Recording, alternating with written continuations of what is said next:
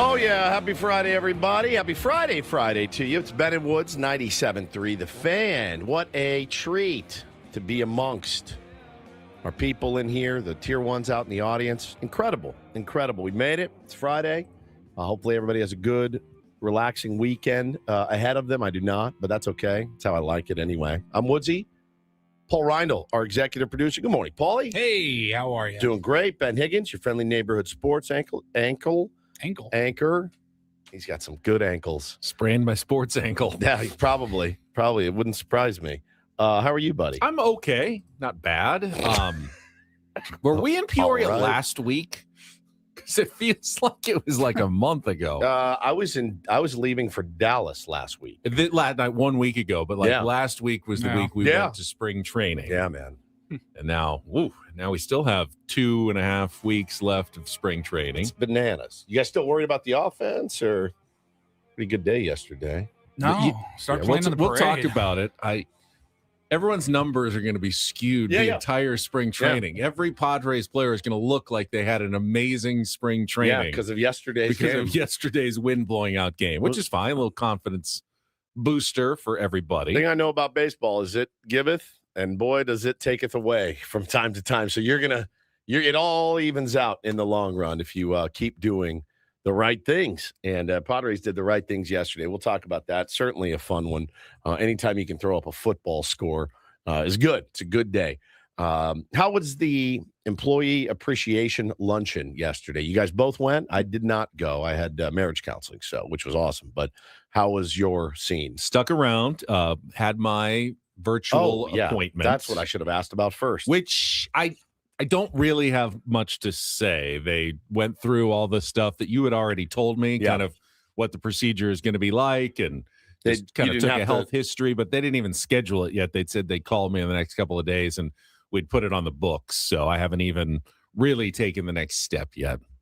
So you didn't have to spread them, though? No, not on the camera in our production studio. I did not. Good. Just met with a nice,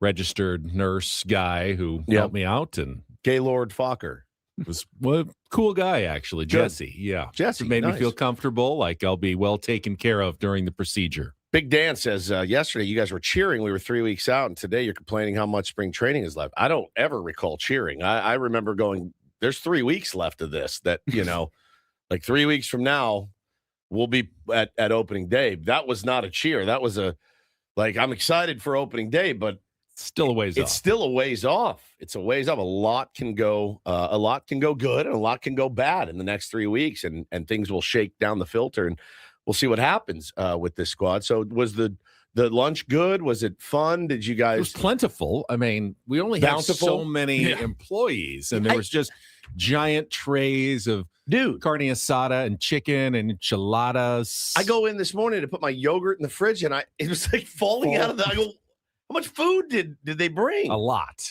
There were only like 9 people there. Right. It was. There's food for 30. Only 9. Sammy and Tony Gwynn Jr. are in They're Arizona. out of town. Yeah. Braden and Frank were on the air. Chris Ello showed up on the later side, but he was there. Yeah. And then there were a few people from our sales department. Now, that's weird, because sales on-air people from the other stations, and just massive amounts of food. Sales is usually the first group to, like when we did the round table, you would smell the pizza at about 9:30. You're like, oh, pizza's here. And you'd walk in, and some of it had already been pillaged by the salespeople. So it's weird that the salespeople weren't here. Maybe they were out closing business, right? I think so, yeah. Maybe they're sitting at a bar. I have no idea. I know I did both when I was a salesperson. So just depending on the day. But I was very surprised. So what does that look like? What's that? Sitting at the bar during the day. Oh, you're in outside sales. It was you. I learned a lesson early on from my mentor, Bauman, my buddy Bauman. Takes me out to lunch my very first day at radio, sits me down and goes, hey, listen, here's what you do. He goes, you turn in an order on Monday and you turn in an order on Friday. He goes, if you close a deal on Tuesday, you don't turn it in on Tuesday. You sit on it and you turn it in on Friday morning, and then you're free for the rest of the weekend. If you have another one, you sit on that, you turn it in Monday. Like, all you've been doing is grinding. And he goes, what do I do the rest of the time? He's like, whatever you want, whatever you want. He's like, nobody's going to say anything to you if you hand in an order on Monday and you hand in an order on Friday. And I go, it's like the best advice I've ever heard. Now, okay, not to date you, but that was a little while ago, Long time ago. So things have changed a little bit in that it's a lot easier to get digital timestamps of everything. Oh yeah, they have to log stuff in a account. Oh, all the time. Yeah, you fudge that. I mean, you know how much Salesforce I fudged, Paulie? I had friends because they're like, they every now and then they'd get panicked and they'd go, "I need to see more activity," and you're like, all right, fine. And they're like, you have to put all your meetings, your phone calls, everything in Salesforce. So I have buddies that own businesses. I'm like, well, I'm going to go meet with my buddy Jay Newby Photography today, see about an advertising. One of my managers actually called behind me one day to double check. And I had tipped my friends off, like, hey, I'm using you as a meeting today because I don't feel like going to work. And they called like, oh, no, he was great. Yeah, we're talking. I don't know. I'll let you guys know. And I got back to the office, the next day or whatever, and was like, did you call behind my meetings? That's unacceptable. Like, that can't happen. Yeah, it was awesome. It's like you got to learn how to. You were one step ahead of. I was. You have to learn how to game the system, right? You have to make the system work for you. Now, here, this gig, you got to be here in your seat for 4 hours. So now it's not 8 hours, so I can handle it no problem. But yeah, you got to find ways to circumvent. It's always you against the man, always. And I did my job, sold a lot of radio, sold a lot of everything I ever sold. Ooh, that's a good one. We could probably do stories on like, how did you get back at the man? Paulie, best. Bauman and I literally had a skeleton outline for a book we were going to write called Managing Your Managers and like how to manage your managers. Now, if you see how I manage Adam, is it extra sweet because it's against the Dodgers? Pretty good, right? Like pretty good. He walked up to me after the show yesterday. He goes, you're going to make every last hair fall out of my head. And I go, sorry. Might want to get an offer in my inbox soon then, if I were you. I'm, again, built different. I'm built different. But you have to be careful because you ride them too hard. Then they say he's not worth it. He's not worth it anymore. I'm not worried about it. I know you're not. You shouldn't be either. I know and neither should you be. You shouldn't be worried about it. But you better know what you're worth in that sense. Because some bosses would like to be made fun of on the radio constantly. He loves it, by the way. If we went away and the next show paid him no mind, it would kill him. It would absolutely kill him. But he got me, man. He got me as he goes, you're going to make every hair on my head fall out. I go, all right. All right, let me ask you that. Okay. Let's managing your managers. Like a normal 9-to-5 job in some sort of office setting. What percentage of time should you be working versus kind of goofing off, surfing the internet, at the water cooler, whatever? I think it's different now, man. When I'm 24, right? When I was 24 years old, outside sales was a fit for me because it did give me the freedom to go out and do what I wanted. Also, I burned it at both ends, man. I went hard at night. I went hard during the day. And then, but at 50 with a family, yeah, man, if I had a 9-to-5, my ass would be working at probably be there at 7. And I'd probably stay till 6, every night. It's different. It's just a different time of my life. Getting 70-30 working, 60-40 working in the chat. That's fair. If your boss expects you on your 8-hour day to be working every single minute of those 8 hours, you need to find a different job. I agree. There's got to be some built-in minutes every hour where you're like, okay, I need to turn my brain off for a couple of minutes and do something else. Or you're not going to be, I don't think you'll be a good employee. If we didn't have commercial breaks, if we had to do this show 4 straight hours without commercial breaks, it'd be tough. It would be so impossible. That's why you don't see many 4-hour podcasts. You see your favorite podcasts, they do about 45 minutes an hour. And it's a couple reasons. Number one, people aren't going to hang that long.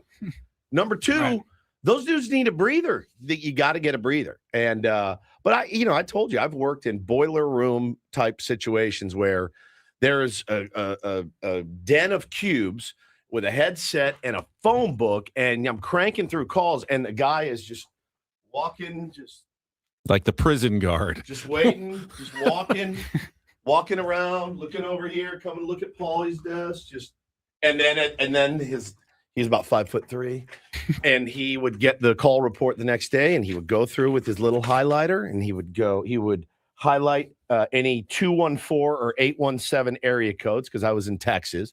So that's a personal call. He'd get his calculator out, subtract it from the total. Okay, that 3 hours and 20 minutes was actually 2 hours and 43 minutes of phone time. Is that still an effective method? Bathroom break, boss. Yeah. Bathroom break, boss. Because you think I'm joking? I never had a sales job, but in my head, it makes more sense to have fewer but more intentional calls than more totally random cold calls. So the funniest thing, he got what leads to more business. So I worked under this guy, and I do love this guy. I worked under him. And I was his meeting setter and planner. Like I crushed it for him, and I got the promotion, and he got a promotion. So he's now my boss. And the funny part is when he would do his calls, our bigger boss would go, Alan, you had 4 hours and 37 minutes of phone time yesterday. Excellent. You made 6 calls. Wrap it up. Like get to the point of selling. It's a numbers game. You got to get on the phone and you got to make dials.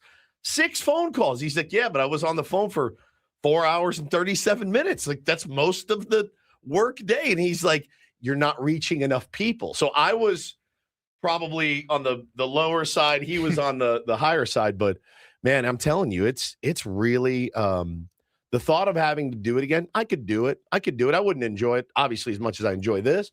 But if I was forced to go back and do that lifestyle, I could do it again, and that would be different. Your boy would not be. Tell you what, I wouldn't be doing: laying in bed shaking with the DTs from the night before, because I got 2 little kids and maybe another one coming, and I got work to do. So different priorities for different people. But I don't even know how we got on that tangent. But. Not sure. But speaking of commercials and bathroom breaks, had something happen last night that I have never happened before in my television life. Here, it's very easy. We've got. Did you have an accident? I did not have an accident, but here we take a break. Bathroom's like 10 steps away.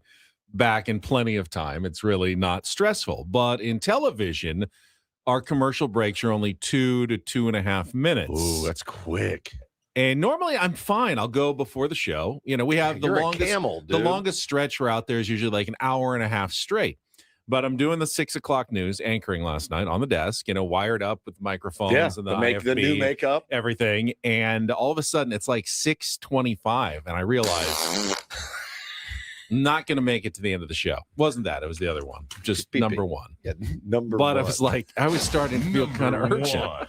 And we get to the commercial at the bottom of the hour, and I asked my producer, what's the longest stretch we have in the next half hour? She says, we got 2.5 minutes at 6:40.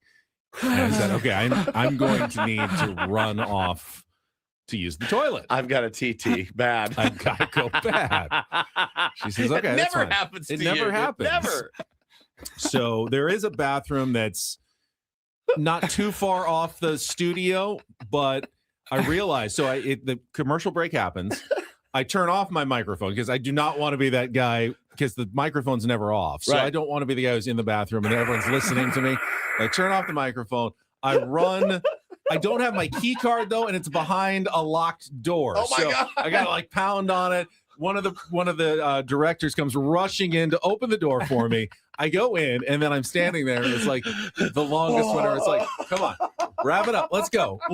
Finish it up. And I get back into the studio, fumble to turn my microphone on, slide into the chair. I go, how much time do they got left? She says 8 seconds. Oh my God. Oh. Yes.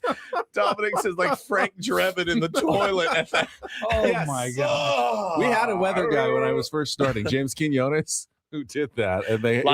And they went to him accidentally live, like on the air. And you heard him whistling and you heard it's it's like, I do not want to be that guy and the viral video. So microphone off when I went to use the restroom. It happened to me every single Seals game I ever worked. I'd go 3 times before the show started, and I couldn't leave till halftime. And it was like 4 minutes into the first period or first quarter every time. And I'd be like, oh my God. I mean, there were times, you guys, in the box, I would be holding it like my kids do. Like, it's going to come out. I, honest to God, considered a diaper. I'm not kidding. I considered one. And I did it, 5 years or so, 6 years, doing Seals games. You're locked in the penalty box. You can't leave. You can't leave. There's nowhere to go. And so many times at halftime, I would look at our producer and go, get her to bring out the sirens. I can't make it just enough time to be like, ladies and gentlemen, please welcome the San Diego Sirens. Like, I go, have her do it from her live mic. I'm going to urinate on myself. Get much of a halftime break either because you had to do the halftime and then run out and narrate some kids' lacrosse game or something. But it's the worst feeling of all time. I got me yesterday. I was driving home going, oh my God, I'm going to die any second. Catheter perhaps, man. I legitimately considered I'm going to put a diaper on. And I don't know that I could bring myself to do it, even if I had one on. I really don't know if I could do it. Let it rip. Just let it go. I've got a diaper on. And they see me in the box. I'm just like, hold on. No. I know we just scored. Just shut up for 1 second. Goal, San Diego Seals. Oh, it's the worst feeling. Well, I didn't miss anything of major importance yesterday, right? No, there was no big announcements or new direction that Odyssey is headed. It wasn't a meeting. It was just an employee appreciation lunch, and we were appreciated by management. Well, I listen, I'm good. I feel very appreciated. For working between 60 and 70% of the time that we're here. Right. I feel so appreciated by management, as you guys know. So I think we're good. I'm sure they appreciate you very much. I'm sure they do, dude. How could they not? I do love busting his chops. I really do. I do it. I honestly do it just to get him in a tizzy. I really do. And he knows how much, Adam knows how much I love him. He knows how much I love him. I love him. I adore him. Best boss I've ever had. But holy cow, is he fun to mess with because you know it works. You know that it works every single time. You know you can get him. It's like my dad. I love messing with my dad because I know I can get him. It's great. Yeah. I like messing with Ben because I know I can get you. It's great. Can you? Can't I? I love when you mess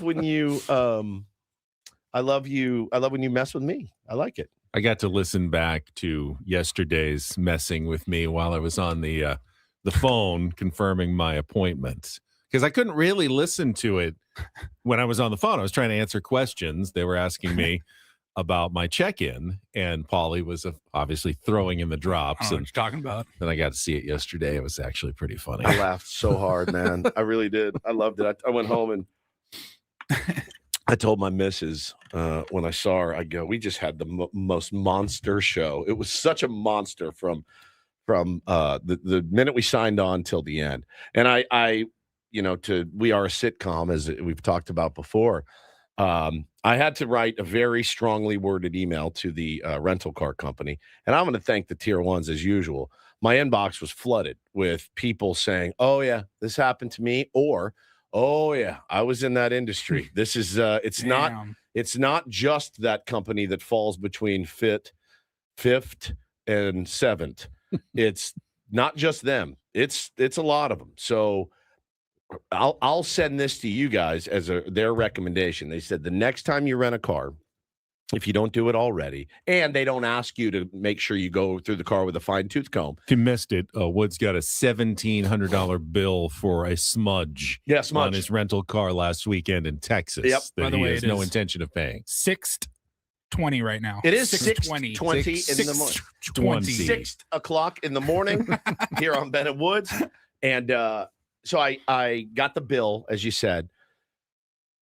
And I'm not paying it. There's just no way. But all the tier ones reaching out, they said, hey, man, this is what you do next time. He goes, it's happened to me. So what I do is I go get my rental car and I start a video on my phone. And I just walk around and I will narrate every inch. I'll narrate.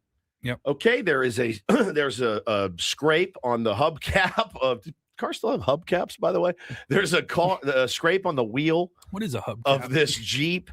And here it is. And he goes, it takes 45 seconds, but you go around and you go to the top of the car and you go to the windshield and all of it. Get every part of the car 360 video narrated and call it out. And he said, so that that will save you the trouble. And like you said this morning, there's a decent chance that smudge was there for the last 4 customers, and they're just racking up $1,700 because I think what you count on is a guy like me that's like, well, I don't want to call my wife and tell her that I did this. She's going to be disappointed in me.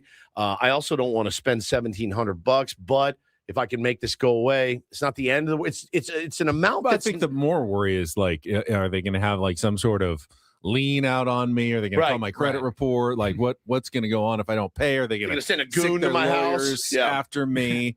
So you get very nervous. But yeah, if they charge more than one person for that, that would be incredibly unethical. Well, yeah. I mean, welcome to 2026, man. So yeah, well, I wrote a pretty gnarly email yesterday, and we'll see what happens there. But like I said, man, do your worst. Like it's $1,700. I'm not paying it. You're not getting my money. It's not happening. That didn't come from us. And suck it. Is basically what I have to say. Should have a good show for you on a Friday to wrap up the week. When we come back, we will talk some baseball. If you're thinking maybe Shohei Ohtani would go 1 for 4 with a single in his first World Baseball Classic game overnight, that's not what happened. They're already starting it again. The Shohei Ohtani hype train does not end. But we'll get you an update on the WBC. When he does stuff like that, that's why MLB does what they do. It doesn't bother me when he does it in another uniform. I saw it. I went, oh, awesome. Nice game. It was just like, of course. He's in his team Japan uniform. Congratulations, the best baseball player ever to live. When he puts on the Dodger uniform, I'm like, oh, bro, come on.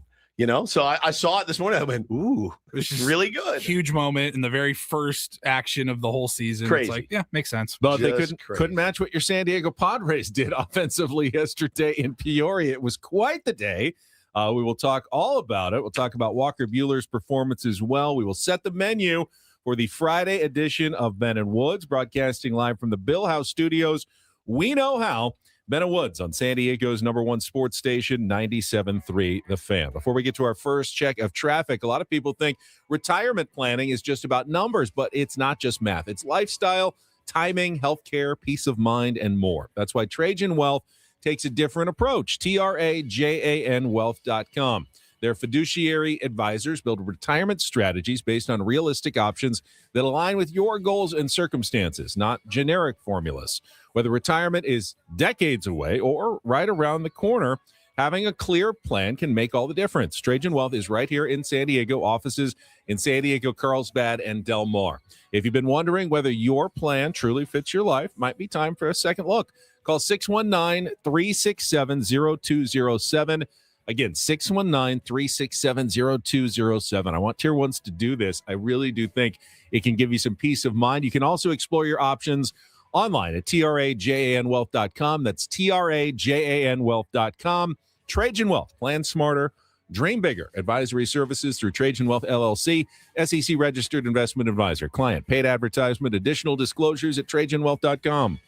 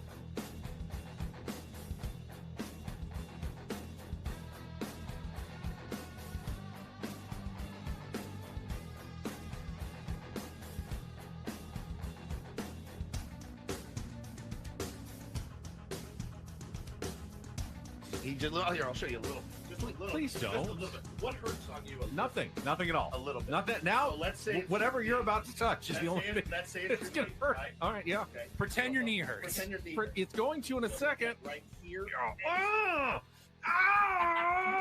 That is not pleasant. Hey, player, this is all yours. This room with this view. This speakeasy with this cocktail. Hey, could you make that too? This spa with this. Ah. And this pool on this roof. This is all for you. The all-new Humul Casino Resort, now open.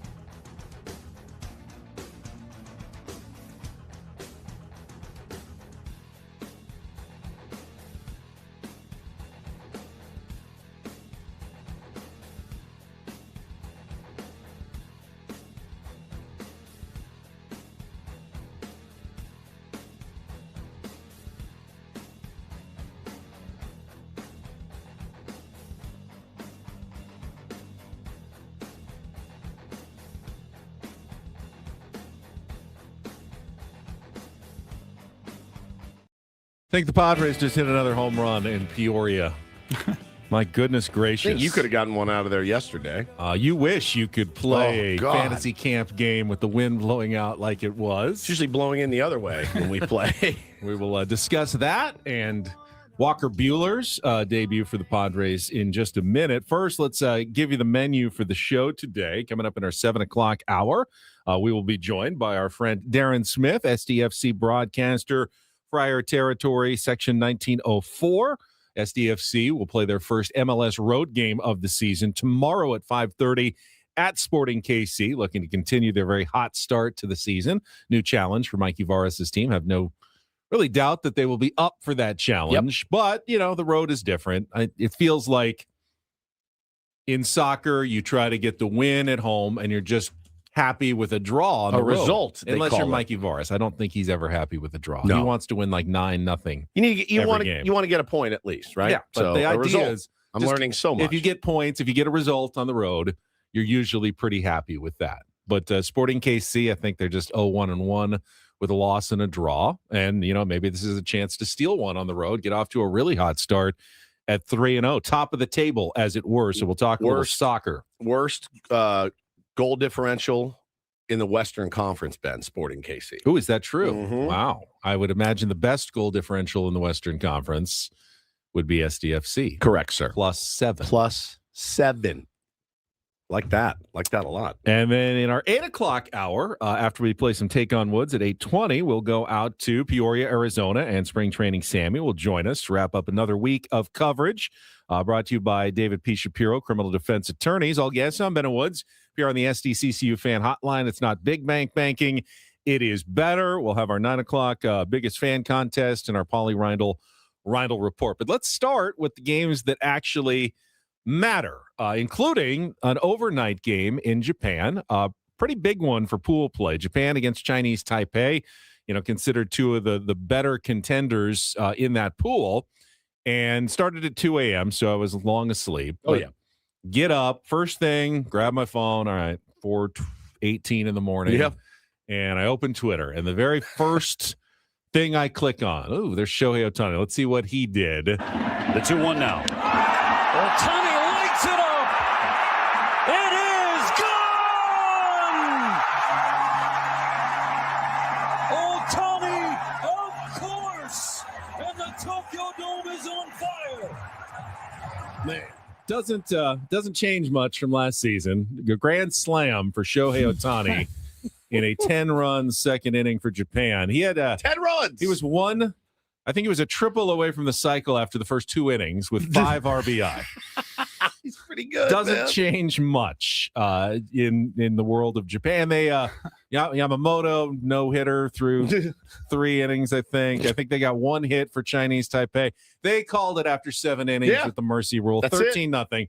13 runs, 13 hits, no runs, 1 hit. So Japan looks like they will be a force to be reckoned with again in the WBC, and it's not taking long for Shohei Ohtani to get into the groove again. SD Jones, he says they hung Yu Darvish's jersey in the dugout, Wow. Team Japan, is amazing. That's really cool. He's not dead or anything. He's just not there. But I love that. I mean, he is so revered by everyone over there. They were all, had he been healthy, he would have been there. Oh, yeah. So, and they know that. So I like that. That's great. Yeah. The other team that's been playing really well is Australia. They have. They got their second win. They beat the Czechia 5-1. They're now 2-0 with a chance to advance and move on to the United States side, the elimination rounds, the quarterfinals. But Australia has been one of the stories so far early in the WBC. So how? What's the tournament format? So you play 4 pool play games, 5 teams in the pools. And then I think the top 2 teams in each pool advance to the 8-team quarterfinals, and then single elimination down to 4, down to 2, and then the finals. They don't do any, if you're out in pool play, you're out. Yeah, I think you have to finish in the top 2 in your pool, and then you're done. They're not doing like a third place game or anything like that. If you don't make it through pool play, you head back. If you're a Major League Baseball player, you head back to your spring training site. Most of these guys will be done in like 3 or 4 days, and it'll be over. Most of these guys will be heading back to their firehouses and their accounting firms. And Bo couldn't wrap he was asking me. He goes, so these guys from Australia, they all play in the major leagues. I go, no. I go, in fact, I think only a couple for Australia. Travis Bazzana is a major leaguer. Maybe one guy in the Curtis Cubs Mead. He hit a home run. Hit a game bomb against Czechia, 3-run shot. He's a big leaguer. And I said, but literally the rest of these cats, like they're firefighters, they're accountants, they're attorneys, and they just play baseball in their local leagues and their national teams. But they're not big leaguers. And I don't know that does Australia have a baseball league? Yeah, they do have an Australian baseball league, I believe. It's not probably more the equivalent of like single A ball or lower, but they do have one. The Czechia pitcher is an electrician. I mean, I love it. I think that's the coolest part about this. You got electricians out there getting a chance to go up against some of the best in the world, and sometimes they win. Sometimes they win. They strike the big major leaguer out, and that's pretty cool. So today we will start play here in the United States, including Team USA making their debut against Brazil. That's a 5:00 start on Fox here in San Diego. And then, of course, the Dominican Republic featuring Captain Manny Machado, Fernando Tatis Jr. will play at 4 o'clock on FS2 against Nicaragua in their first game. Xander Bogaerts in Netherlands. They play this morning at 9 a.m. against Venezuela in their first game. That's on Tubi if you want to watch it. We will be bringing that game live here on 97.3 The Fan. The three of us are probably going to split at 9, and we'll just run Tubi, that game. Run the Tubi audio of Xander, get his first at-bat live that here. That would be amazing. We'll take off a little bit early. No, we won't. But we will have Padres baseball for you tonight here on 97.3 The Fan. Nice. It's the first evening game of spring training. Padres take on the Cubs at 5 o'clock at the Peoria Sports Complex. You know, I thought of Jesse Agler yesterday in the middle of this game. So did I. And I almost texted him, but I said, let's not make a long day longer for him. And I'm happy for him that he gets an evening game tonight.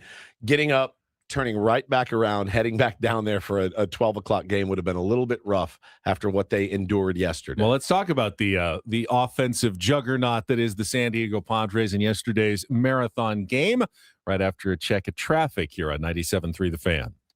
From the 855 Get Ross Traffic Center. Injured? Demand justice. Demand Jurowitz. 855GetRoss.com. Here's Kelly Danick. Traffic is brought to you by Rivermark Medical. Pretty quiet on the roads right now. Unless you're on the Coronado Bridge, we are showing a bit of a backup from about mid-span on over to the island. Trip out of the East County is up to speed. South 15, South 5, both cooperating nicely coming down from the North County. Rivermark Medical is conducting a Rapid 3 study for FlowStant, a minimally invasive device designed to relieve symptoms from BPH. Men 45 or older suffering from frequent, painful, or difficulty urinating may qualify. Learn more at rivermarkmedical.com. That's rivermarkmedical.com. I'm Kelly Danick with Ben and Woods, San Diego's #1 sports station, 97.3 The Fan. So the headline going into yesterday's game against the Seattle Mariners was clearly Walker Buehler making his first spring start for the San Diego Padres. I'm sure he was not thrilled. He's the guy that I pegged. Yeah, I'm sure he was not thrilled to walk out there and see all the flags on top of the batter's eye just whipping straight out. That's the Santa Ana type winds, and it was cooking. So anything in the air had a chance to leave the yard, but Walker Buehler, after walking the first batter, got through the first inning pretty good. 2 strikeouts and a fielder's choice ground out to end the inning. So 0-0. You had no idea what was coming as the Padres batted at the top of the second inning. In fact, good Lord. In fact, Miguel Andujar grounded out to first to open the top of the second inning. So here we are, 0-0, 1 out. Game's moving top along. Of the second inning. Things seems like a very normal game. And then it all changed. Sung-Moong Song absolutely just rifled one. Get the audio. Out to right field. Got up in the jet stream, 430 Shut feet. Up, Ben. You hear that? Got it. Sorry. Woodsy's computer audio obviously comes out through my speakers. Yes. Right. And he has an why ad wouldn't it? or some video playing. What the hell is that? Highlights of the game.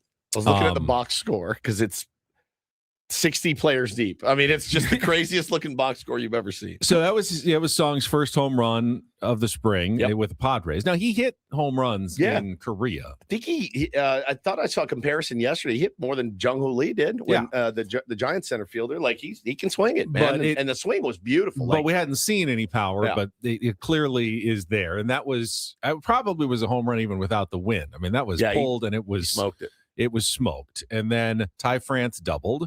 And then Freddie Fermin doubled. Jake Cronenworth walked. Jackson Merrill was safe on an error. Mariners are going to regret that later. Yep. Ramon Laureano singled. It's 4-0. They took out Luis Castillo at that point. Laureano stole second. Gavin Sheets singled. Nick Castellanos singled. Miguel Andujar walked. Sung-Moong Song came back up again and struck out. So there's out number 2. Yep. Then Ty France doubles home 2 more. Freddie Fermin singles home 2 more. They change pitchers again. And then Jake Cronenworth goes deep, 2-run shot to cap a 12-run inning. In fact, it was an oppo shot for Jake Cronenworth. And a little stat for you. Jake Cronenworth has never hit an opposite field home run in his big league career. It blew my mind. Wow. It blew my mind. Everything he has hit has been dead pull, the pull side. So he hits a lot of deep flies. He does. To the other way, but they never get out. He's had 2 spring training home runs that go opposite field. Yeah, I always feel like Jake, if he could just add 15 feet on opposite field, he could be like elite all-star level. But that was good to see. And then even though, they didn't score again, Jackson Merrill singled, Ramon Laureano doubled, and then finally Gavin Sheets flew out to end a 12-run second inning for the San Diego Padres. You are on easy street after that.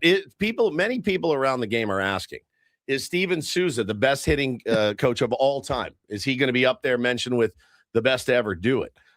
You see an offensive output like that yesterday, you're feeling pretty good about your offense. Now, we all know it's Cactus League. Mariners pitching, working on stuff. Our pitchers working on stuff. But I think, it's certainly nice to see every now and then an offensive breakout like that. A lot of it was wind aided, but a lot of it wasn't. A lot of it are good, high exit velo doubles that really don't have much to do with the wind. They're just hitting the ball hard all over the yard. Good ABs, moving guys along. Excellent game. I mean, a couple of those going off the batter's eye in Peoria. Right, man. Like even with the wind, that's you tagged that it's ball. a shot. It's a shot. So again, it's baseball and hitting especially is what? For these guys, 95% confidence. Like I'm seeing the ball well. You still feel my swing feels great. 95%. These guys all know how to swing. If I'm feeling good at the dish, that's how I want my players, man. Feeling good. Padres went on to hit 6 more home runs for a total of 8. Not a single one was a wall scraper. They all were over 400 feet in the box score. So, they did hit the ball well. Yes, the wind certainly helped, but they swung the bat well at the same time. And they scored every single inning after the first 12, and then they just kept putting runs on the board all the way through the 9th. 27-6 was the final. Now, Walker Buehler, who I still think is kind of the bigger story here, after sitting for, I don't know, how 30 minutes? 35 minutes, however long the 12-run inning, had to come back out and not surprised, quickly gives up a single and a triple and a run scores, but then gets out of the rest of the inning with 3 outs, run scores on a ground out, but gives up his 2 runs, comes back in the third and strikes out 2 more batters to end what I thought was a pretty solid debut. I think that's exactly what they were looking for from Walker Buehler. Again, he's vying to be the 5th starter of the San Diego Padres. And you get a performance like that on a day like that, mind you, where, didn't work for Luis Castillo at all. Walker kept the ball in the ballpark, right? So acquitted himself pretty nicely, man. 4 Ks. The walks, obviously concerned. He said it after. He's like, I'm not going to be a guy anymore that can be a 65% 4-seam fastball guy. I've got to learn how to pitch, use my pitch mix to my strengths, not to theirs. And so I think, again, the competitive nature of Walker Buehler is kind of what you're looking for from a 5th starter. And he said he's pain-free. He said, that's been a while since my elbow has not been killing me. It's weird. He kind of said it just stopped. It stopped hurting 4 weeks ago. Like his elbow after the second Tommy John surgery, and he came back and pitched for the Dodgers and the Red Sox and Phillies. Yeah. But through the whole time, he basically was like, it's just not feeling great. And then 4 weeks ago, he said, is that right before he signed with the Padres? He said it stopped hurting. And I don't know why. He said, I've taken vitamins, I've done a lot of different things, but I can't pinpoint if there was one specific thing that helped me, which is a little worrisome because if it comes back, I don't know what to do again to make it stop hurting. But for now, he says, my elbow is not hurting. It feels good. His velocity is not where he wants it to be. It's still mostly around 92, but he thinks they can tick it up. I think he has his fastest pitch was like 94.6 or 7. Yep. He got one up there. So it could be in there.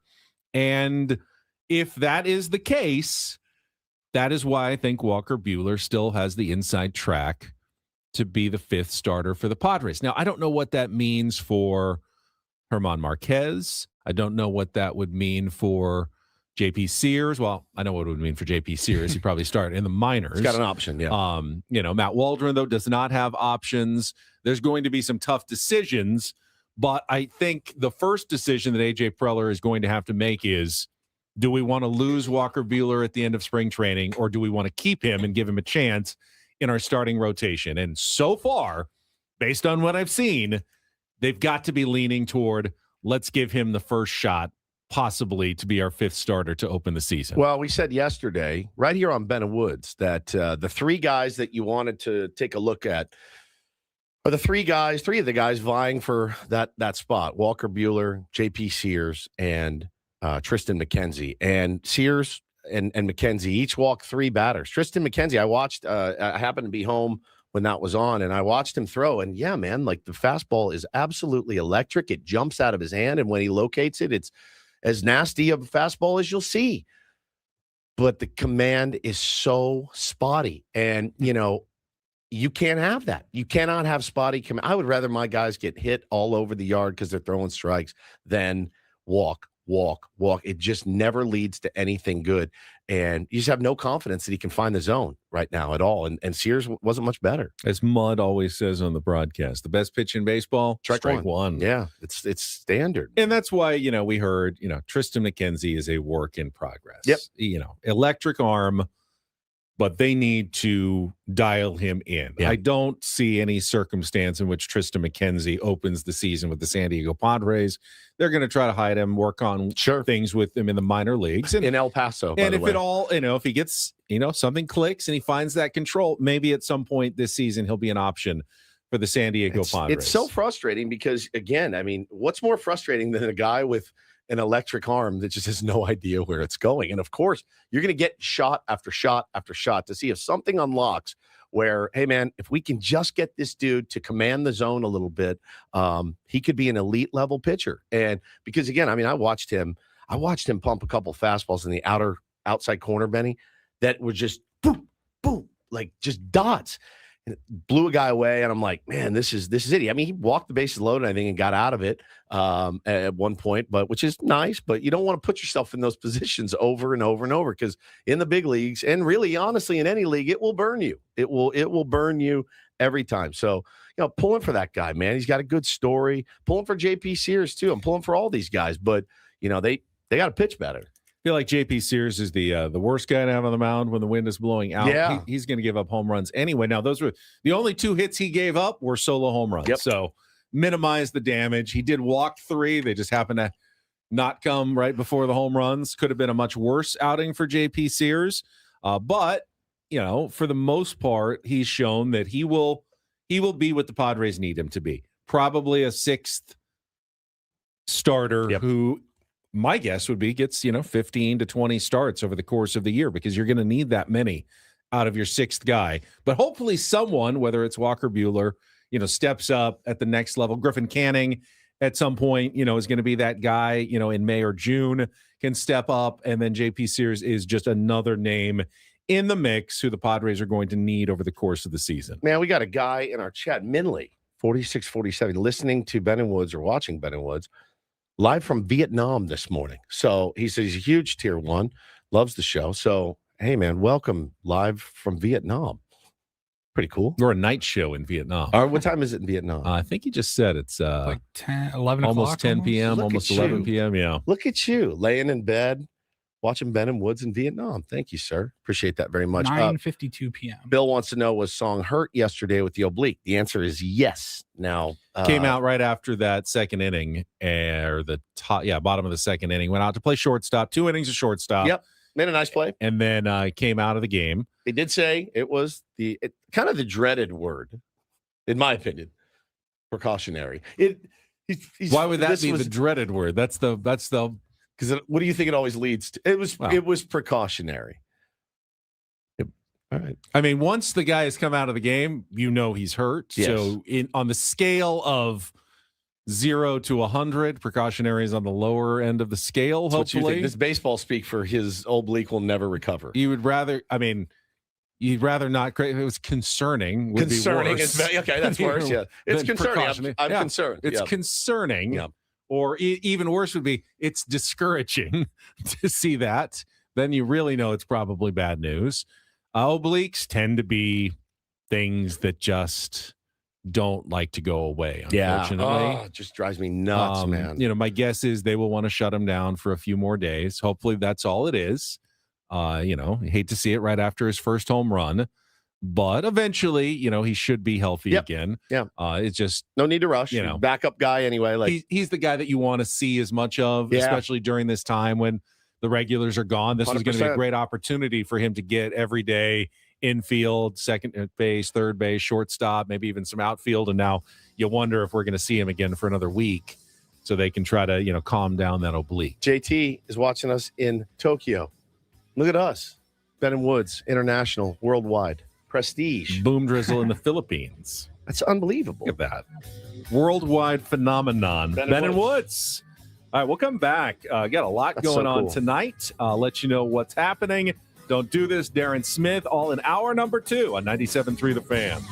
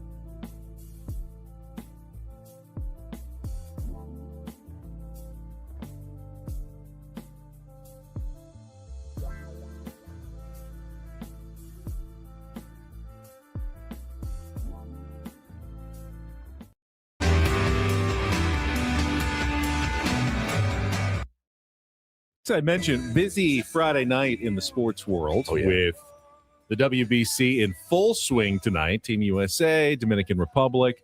Padres play at 5 o'clock tonight, and you can hear that game here on 97.3 The Fan. And the San Diego State Aztecs wrap up their regular season, final home game as they host UNLV at Viejas Arena. As we went through yesterday, the Aztecs still could win the Mountain West, share it with Utah State and New Mexico. They need to win tonight. They need New Mexico to beat Utah State tomorrow. That would create the Tri-Champions banner hang at Viejas Arena. But whatever happens, win or lose, whatever happens next week at the Mountain West Conference Tournament, this will probably be the final time you see most of this roster at San Diego State in red and black. Yep. And that includes Miles Byrd, who is going to be honored tonight at senior night. Even though, if you've been watching all season and you watch the lineups, when they do every televised game, they'll announce him as junior Miles Byrd. He has another year of eligibility. Okay. He was a redshirt the year they went to the national championship game, but has played, came back last year for another season, but he can return next year. The fact that they will be honoring him at senior night tells you probably almost unequivocally that he will not be back next year. Now, Miles, I guess, is graduating in May. Okay. He was, he's been at San Diego State for 4 years. So he is, like, if you forgot about the for a red student, shirt. he's a senior. He's done his classes. Getting his degree. So, the yeah, whole there's bit. His nothing. freshman year scholastically was his Right. 0-year basketball. Correct. Like he So, did not play. So Yeah, that makes sense. scholastically, he is a senior. They're going to honor him. Doesn't mean if, changed his mind and really wanted to come back, it's impossible. You get another jersey next year. But On senior night. he will be honored alongside Reese Dixon Waters, Jeremiah Odin, Sean Newman Jr., and walk-on Cam Lewine. Today's game against UNLV in ceremonies on senior night, as the Aztecs then will have to figure out, what the future looks like. Who will be back for the team next year? How about Dutch's comments? He says, as we talk about it every day, who wants to come back? Who do we want back? That's part of it. You have a budget now. You have a payroll. You're making decisions like GMs make. Who can help us win? And at what price are we willing to pay for that player to come back? Not who wants to come back. It's a double-edged sword. Who do we want to come back? It's the new nature of it. It's the unfortunate new reality. Yeah. And I'm not going to rant and rave. Some people are really upset with what college athletics and especially college basketball has turned into the NIL era. I saw someone calculate that in the Power 5 conferences, all of them together. So what? SEC, Big 10, Big 12, ACC, and Big East. They're going to have senior nights this week. There are only 22 players in 5 conferences who will have gone through their entire 4-year career at the same school. That's pretty jarring. Back in the day, this is what you go to a school, and unless something happened and you had to transfer or something weird happened, or you went to the draft, you went to the draft early, but something. you were kind of expected. Hey, 4-year scholarship, and I'll learn the ropes as a freshman. I'll get some more playing time as a sophomore. I'll break out as a junior, and then I'll star as a senior. And that's how college basketball used to work. And now it's nothing like that. It is now incredibly rare that a player will go through 4 years at the same school, which from a fan perspective, it's not as fun. They're going to be gone in a couple of years when you're a college basketball fan. You appreciate them. I appreciate that progression of getting to see them as a freshman. I remember when that kid was a freshman and he was just getting 3 minutes a game, and then that great sophomore game where you really saw him start to break out, figure it out, and then as a junior, blossomed. He was second team all conference, and now as a senior, he's like one of the best players in the country. I love that progression as a fan. You don't get that anymore because there's so much turnover. There's so much, free agency essentially in college basketball that you're just putting together new rosters almost every single year. Does it bother you as much in football? Because I, as a college football fan, of a team, it would always be like, oh God, like this guy's coming up, he's going to start as a sophomore. He's not good. Didn't really land anybody huge, and then it kind of resets. I don't mind being able to go out and grab a quarterback or a wide receiver, like to help my team win a national championship. I don't. It doesn't bother me in college football, not even a little bit. I think it's great. Like, man, we were a quarterback away. Oh, we went out and got this guy. Ask Indiana how that worked out for him, right? Like, I have no problem with it in college football. College basketball, I can see your point a little bit. Somebody goes, how about an NCAA draft? Could you imagine that? How many teams in the NCAA Division I, Ben? Three. Imagine the lottery for that. Yeah. 340 ping pong balls in there. It would be so good. Would we accept this, though, if that's how professional sports works? Because it's not. 1 year. It's not. If everyone was basically just on 1-year contracts. Some guys are. But if you had to rebuild your team every single year, and you could have 26 different baseball players from the year before, it's like tough. if the Dodgers had to re-sign Shohei Ohtani every year, and single Mookie year, Betts every year, and Freddie Freeman every year, and the Padres had to re-sign Manny and Fernando Tatis Jr. every single year. No, I wouldn't like it, but wouldn't it also help get you out of bad decisions that you'd made previously? Sure. You know what I mean? Like, sorry. But the single year contracts would be insanely expensive. I mean, we are already. We see college players making several million a year. Imagine what you'd have to pay on NIL 1-year deals to baseball players. Remember, there's no bad 1-year deal. Right. There's no bad 1-year deals. That's a lesson that has taken me, I'd say like a decade to learn. Really, like, there's no bad 1-year deal. You can stomach almost anything for 1 year. You really can. And yeah, man, you've seen some guys overpaid on a 1-year deal. You've seen some guys triple their value on a 1-year deal too. So I obviously you would never want sports to be a 1,000% total free-for-all where I could pick up and move every single year to the highest bidder. There are guys that have earned that right in free agency, but they had to put in their time. They had to put in their time in maybe crappy organizations. But once they earn that, if they want to go be an assassin every year, they absolutely can. This is where I always fail as a sports talk host, because it's not fair really to tell college students, well, you can't transfer. Right. You're stuck here because you committed. Coaches can leave every single time. Yep. And how they even used to do it. Well, you can, but you got to sit out an entire year, put your life on hold, set your career back. Didn't seem that fair either. But this massive free-for-all is also just bad for fans. Is there a happy medium? Can they somehow collectively bargain some sort of rules in which there's a one-time transfer, that there are 2-year contracts or something for scholarships, just something that allows coaches to plan, that fan bases can develop relationships with the players that they want to follow, and it's not simply this free-for-all every single year. And San Diego State has been less affected. Dutch has had more retention than the vast majority of coaches in the country, but that's over this year. Start with the coaches. Again, but if you are a coach and you have had success, let's say at VCU, Miami of Ohio, undefeated this year. Yeah, unbelievable story. And, for some reason, Dan Hurley steps down at UConn. They want to hire you. Once in a lifetime opportunity. Oh, no. I'm under contract. You can't leave. You recruited all these players. You got to see them out for the next 4 years. Well, that opportunity might not be there in 4 years. Probably won't be. I can't tell coaches that they can't pursue their careers and dreams and move up the ladder if opportunity presents itself. But you can tell players that. I can't really. That's the thing. Where's the happy medium with all of it? I don't know. I don't know the answer. It's a tough landscape. Speaking of Miami of Ohio, just because we got a couple of minutes here, have you seen the controversy surrounding that team? No. So they are 30-0.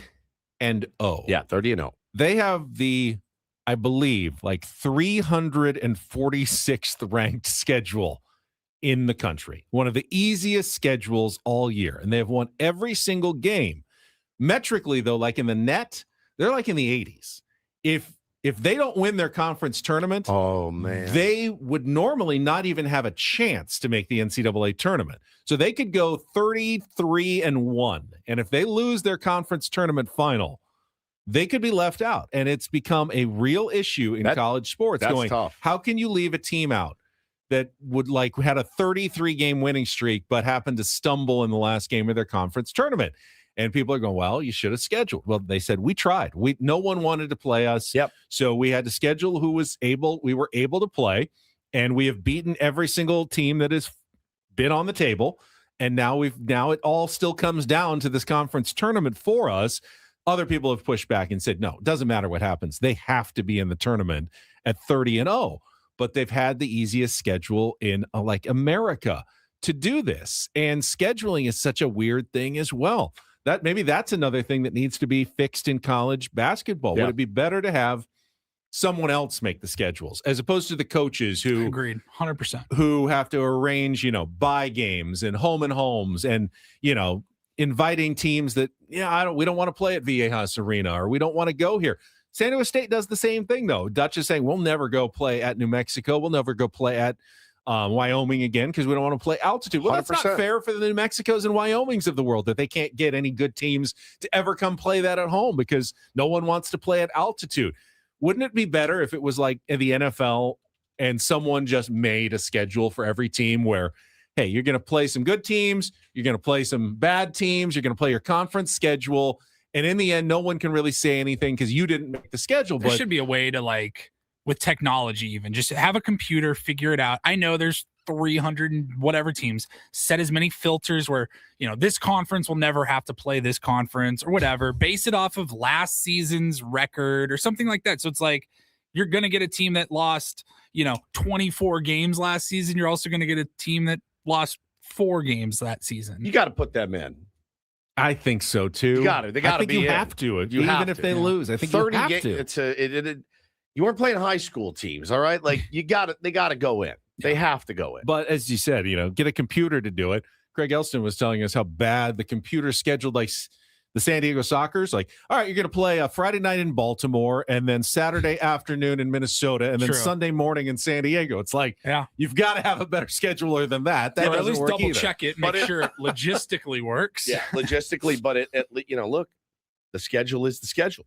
There's no arguing about it once it's out and it's official. But in college basketball, it's not. It's a negotiated. Yeah, it's a nightmare. You're basically creating this schedule that you have to plan and plot for years to try to figure out, all right, we need a good team here. We need a home game here. We need a road test here. We need a neutral game here. But it's all a negotiation, which is weird. Schedules should be handed out to teams at the beginning of the year, and you play what's on the schedule. I wouldn't like to have professional sports. I wouldn't like to have to call a coach every week to see if we could get a game in, for my kids. It would make me insane. So, I think Brock in the chat, was it Brock? He said, it's crazy you guys have talked about this for so long. I said, well, once he gets going on this, well, let's take a break because I want to leave some time for the Don't Do This story. Maybe to end all Don't Do This stories from Cal State Bakersfield that broke yesterday, but we didn't get a chance to get to it in the show. Pimpin' ain't easy. And then we got Darren Smith joining us at the bottom of the hour. Stay tuned for all of it coming up with Benna Woods on San Diego's #1 sports station, 97.3 The Fan. First, though, as you get ready to watch a ton of sports this weekend, may I recommend downloading the Prize Picks app and winning some real money while you're watching your sports simply by setting lineups with your favorite players. You're picking against the numbers. It's more or less on stat projections. The more players you put into your lineup, up to 6, the more you can win. A 6-player lineup power play. You can win a ton, up to 2,000 times your money. Or you can go with a 2-player lineup. You can go with flex plays where you only need to win 4 out of 5 and win some real money based on your sports knowledge of the games you're already playing. Of course, basketball season right now, you're watching pro, you're watching college, tons of games this month. This is just something a little extra that you can do to increase your enjoyment and your sports watching and maybe make a little bit of money on the side. Don't know if it's for you? Well, why don't you try it out? Download the app and use the code KWFN. And when you play your first $5 lineup, you're going to get $50 in lineups. Maybe you turn that 50 into a big bankroll. Maybe you don't like it, and that's fine. So you're out $5. Why not give it a try? Use code KWFN when you download Prize Picks. Get $50 in lineups when you play your first $5 lineup. Set lineups really quickly. It's really easy. Play around with the app like I did and have some fun with it at Prize Picks, where it's good to be right. Must be present in certain states. Visit prizepicks.com for details.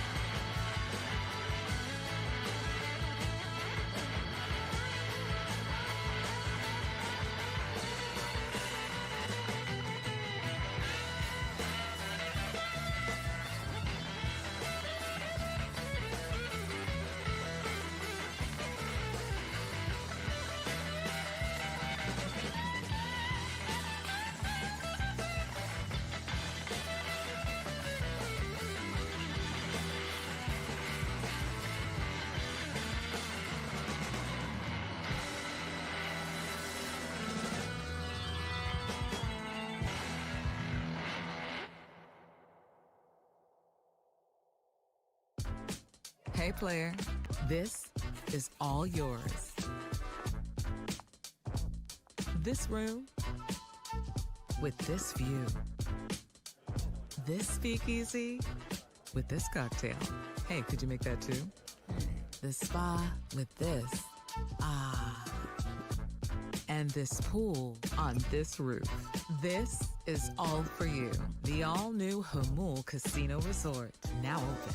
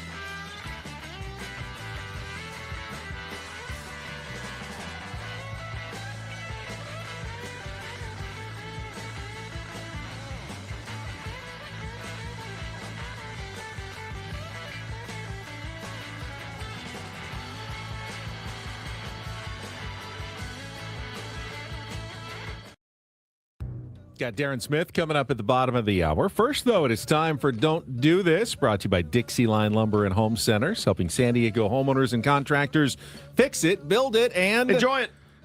California is my home. Pretty great place. Yeah, I love it. But not all of it. Fair. San Diego, we love San Diego, but there's a certain part of California that's bringing us down. Right It's a tough look. Yeah, Bakersfield, get your act together. This story was wild. That came out yesterday about the last place Cal State Bakersfield Roadrunners in the Big West. Really toiling in about as much anonymity as you can in the world of college athletics. Till now. So much so that no one really even noticed when they fired their head coach in September. Just like, all right, Bakersfield just got rid of their head coach. Yeah. But the story now coming out is nuts. Starting to make a little bit more sense. So the head coach, Rod Barnes, during the offseason had hired a temporary assistant coach by the name of Kevin Mays. He had played at Bakersfield. He had worked in the athletic department as well, dabbled in a pro career. Hired him, $3,000 a month. This is not, big-time college basketball, working with the team. And then all of a sudden, Coach Barnes gets an anonymous email on August 29th. Wow. That says, your new assistant coach, Kevin Mays, he's a pimp. He is trafficking young women, including this girl in particular. And it said in all caps, fix it or the whole staff will fall. First warning and final warning. Wow. Now, I don't know who this anonymous tipster was. Is it like the dad of the girl? Whatever it was. I can only imagine that Coach Barnes' heart stopped for a moment. And then he did what we probably all would end up doing in this situation. He forwarded it to HR. Yeah. Just goes, pass the buck. I don't know what to do about this. Correct. We hired this guy. We did a background check. Nothing came up. Yeah. But Mays, who would eventually be charged, is now facing a hefty rap sheet. Whoa. 11 criminal and misdemeanor charges, including felonies such as pimping, possession of automatic firearms, high-capacity magazines, possession of methamphetamine and marijuana with intent to sell. Separate charges cited him for possession of more than 600 images of youth or child porn. Fantastic. And distribution of obscene matter involving someone under 18 years old. Fantastic. Probably trafficking, 16, 17-year-old girls. Oh, my God. Fantastic. And at least they got him, dude. I guess so. But, man, this has all been just kind of percolating at Cal State Bakersfield for the last few months. There's distractions, during the basketball and then there's season. distractions for your basketball team. And I'm just glad they got him. Whoever that anonymous tipster was a hero. Yeah.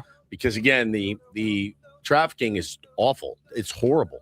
What was found on his phone also equally horrible. So under the jail, I think, is probably a good spot for Mr. Mays at this point. I thought it was pretty bad when 16-year-old Paul had a new high school basketball assistant coach who tried to sell me and my friends fake Jordans out of his car on our way into practice. I thought that was pretty bad. This one's worse. That is How about a Rolex? You want a Rolex? Yeah. He's like, hey, I see you guys like Jordans. You guys want to check these out? We're like, okay. Like, he's our coach. He's one of our coaches. Yeah. We trusted him. Walk over and he pulls a box out of the trunk, and then I go, my guy, those are fake. He goes, what do you mean? Air Jordans. Look at the logo. Anything look different? It's totally backwards. It was backwards logo. The jump man, totally backwards. They were clearly fakes. And he's like, I'm gonna have to look into those. Put the logo the right way. Right, anyway. It's not like you're getting away with it. Oh no, these are legit. Yeah, we just turn the logo around. But it might have been harder to tell at that point. It was very easy to tell. I bought a fake tag watch in New York, but I knew it was fake because it was like $10 on the street, but it had the logo was still the same, and it felt heavy. And a couple days later, that tag logo just slides down the watch face down to the bottom near the 6. You're like, oh, all right, now I get it. Little different craftsmanship there on Canal Street in NYC. I went and bought the makeup at the mall yesterday. Yeah, how'd that I walked by the Rolex store. Oh, did you take a look? I looked in the window. Some nice watches. I thought about going in. Do you have anything for under like $70? Yeah, 70. Maybe a consignment. I've got a budget I want to keep too. Yeah, they look pretty sharp. Looking for Woodsy's Christmas present? Just buy me baseball cards now. That's where I'm at this point. I'll get the wrong ones. They'll be like, yeah. Just no chance that I'm going to get what you want. No, there's absolutely no chance. I don't watch a ton of NBA anymore, but guy that's jumped off the page to me the last few years, he makes me laugh every time I see him, is Dylan Brooks. Remember, he did the interview in the spandex shirt, and it's just skin tight, and he's just hysterical to me. He does the funniest interviews, and he got in trouble, Benny, in Scottsdale. Got a DUI early this morning. He's already been released at 3:20. Now he plays for the Suns. He banged up his hand, so he's kind of on the injured reserve right now, just waiting to come back. And apparently went out, tied one on, and they got him in Scottsdale, as they will do in Scottsdale. And he is bonded himself out of jail, but he is DUI. There he is. Look at that, tucked in spandex tank top into jeans. Just one of the funniest dudes I've ever seen. It lays me out.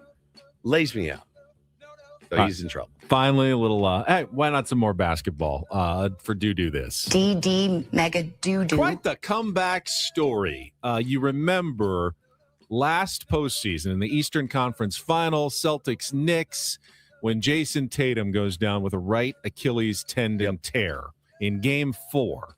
I mean, like the tears, it was sad. It was depressing. But in what turned out to be a smart decision, he had the surgery like the next day. Yeah. Knowing, okay, my season's over, the playoffs are over, but the faster I get this done, the quicker I can start rehab. It's usually about a year. They had targeted April 1st at some point for his return, but he's been working ahead of schedule, and everyone was surprised yesterday when Shams Charania reported, and it turns out Jason Tatum will make his 2025-2026 NBA season debut tonight against the Dallas Mavericks at the TD Garden, joining a team that no one thought they might not even be playoff contenders without him. They are right now near the top of the Eastern Conference. And with Tatum coming back, they are looking very much like could be title contenders. Now, how quickly can he get back into the rotation? How many minutes does he got? Getting back this early, though, and having a couple of months before the playoffs could be very beneficial in terms of rhythm and getting him worked in with different rotations and stuff. So Boston, all of a sudden, with Jason Tatum back, looking like a very different team the rest of the season. A couple of months of the regular season and then a couple of months of the playoffs until they actually matter, and then you should be good. You could have put a gun to my head and said, who's in the lead in the Eastern Conference? And I would have not have said the Detroit Pistons. Yeah. Really monster year, 45-16 for that squad. Yeah, they had a crazy two huge turnarounds, the Pistons, and then the team that beat them last night, the San Antonio Spurs, who are second in the Western Conference this year and closing in on Oklahoma City. It looked like they were not ever going to lose a game, but San Antonio's threatening to take over the number 1 seed in the Western Conference with Wemby and that team that has played so well this year. So got some good stories in the NBA. We won't probably pay much attention until they really get closer to playoff time, but getting closer now. We're post All-Star break and got a couple months left in the regular season. Yeah, man, it's going to be a while. And that is Don't and Do This for a Friday. That was Don't Do This with Ben and Woods on 97.3 The Fan. Got a lot to talk about with Darren Smith coming up in our next segment. Obviously, SDFC, their match tomorrow against Sporting KC. Padres talk as well. Darren's had some good Padres takes lately. He has on his various different podcasts and places that he appears. So we can discuss those with him coming up next with Ben and Woods on San Diego's #1 sports station, 97.3 The Fan.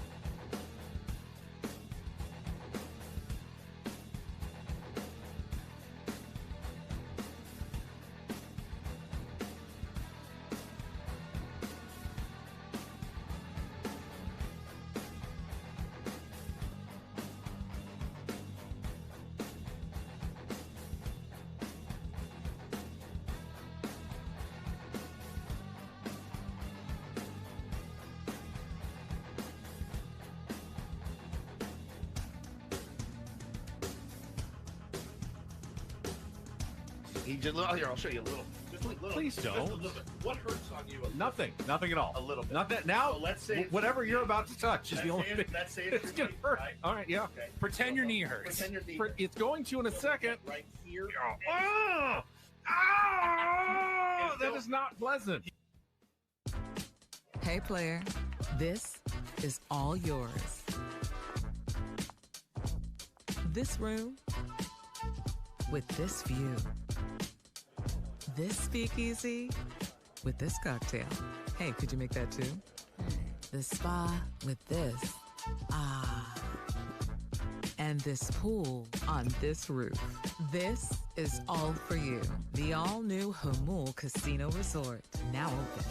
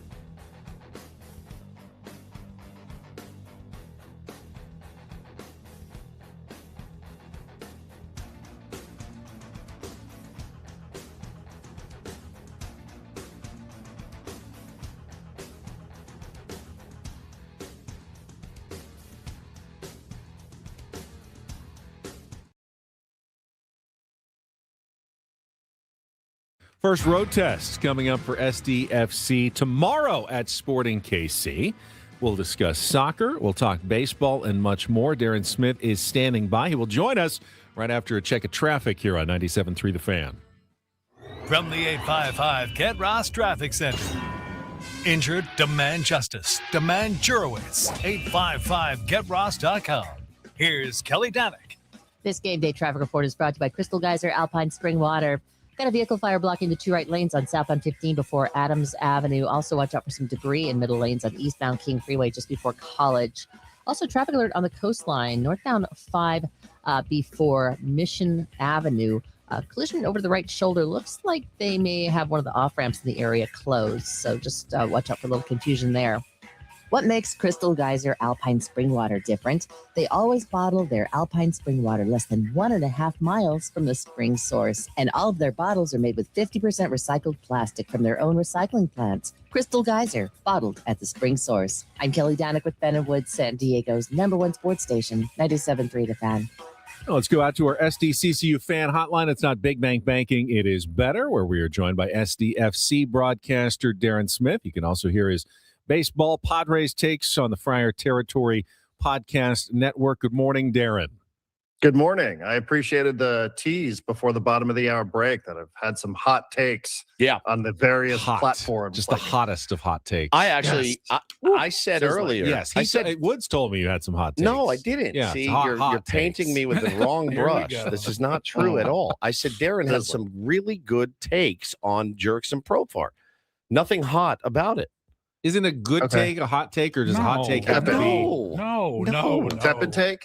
No, not tepid, not hot. No temperature. Just good take, like good, solid Darren Smith takes. Darren's not a hot take. I saw guy. one of them got picked up by Sports Illustrated. It's creepy when that happens, right? Like I asked Fernando a question, Darren, at spring training, and I said, hey, we've noticed the last few years, you spend a lot of time on your backside, right? And like they're throwing at your chin and your hands all the time.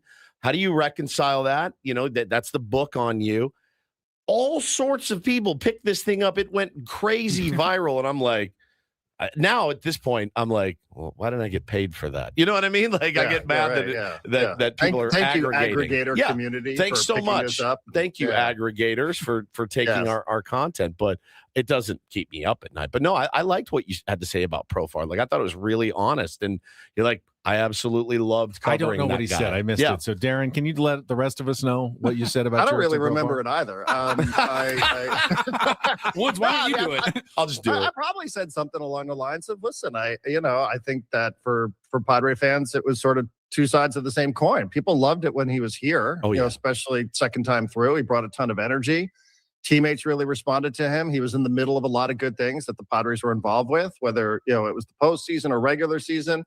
And then there's also the other side of, that happened someplace else. So, it sucks that it happened to him, and it sucks for the team that's paying him, like the Atlanta Braves, that was relying on him. But I don't think it takes away from any of the, at least not for me, speaking only for myself, it doesn't take away from the memories that Jurickson Profar left here and the impact that I thought he had on the clubhouse and on the organization. Yeah, that was it. And you talked about how he was one of your favorite players to cover while he was here. Yeah. And I think everybody can that's covered him can agree with that. The news that keeps coming out is just like worse and worse every day.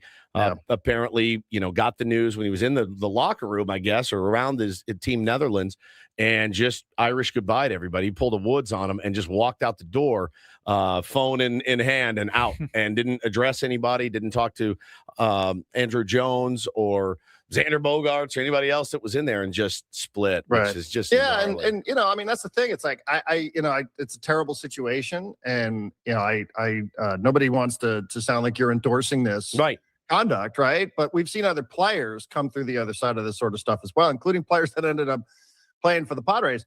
But you guys, like, it's not like he was like pimping people out, right? Correct. Like that basketball coach. Yeah. I mean, I can live with this level of mistake. Yeah. I don't know that it necessarily. Now, some could disagree and say that it does speak exactly to his character. Sure. I don't necessarily believe that, but if that's the way people feel, then that's the way they feel. I don't. I can live with this level of mistake, and certainly it doesn't taint at all the memories that I have of Jurickson Profar when he was here, because those were really positive and those were fun teams, and he was right in the middle of it all. Well, here's a question then for someone who's a thoughtful guy. Can a Major League Baseball player ever get past a PED suspension? Yes.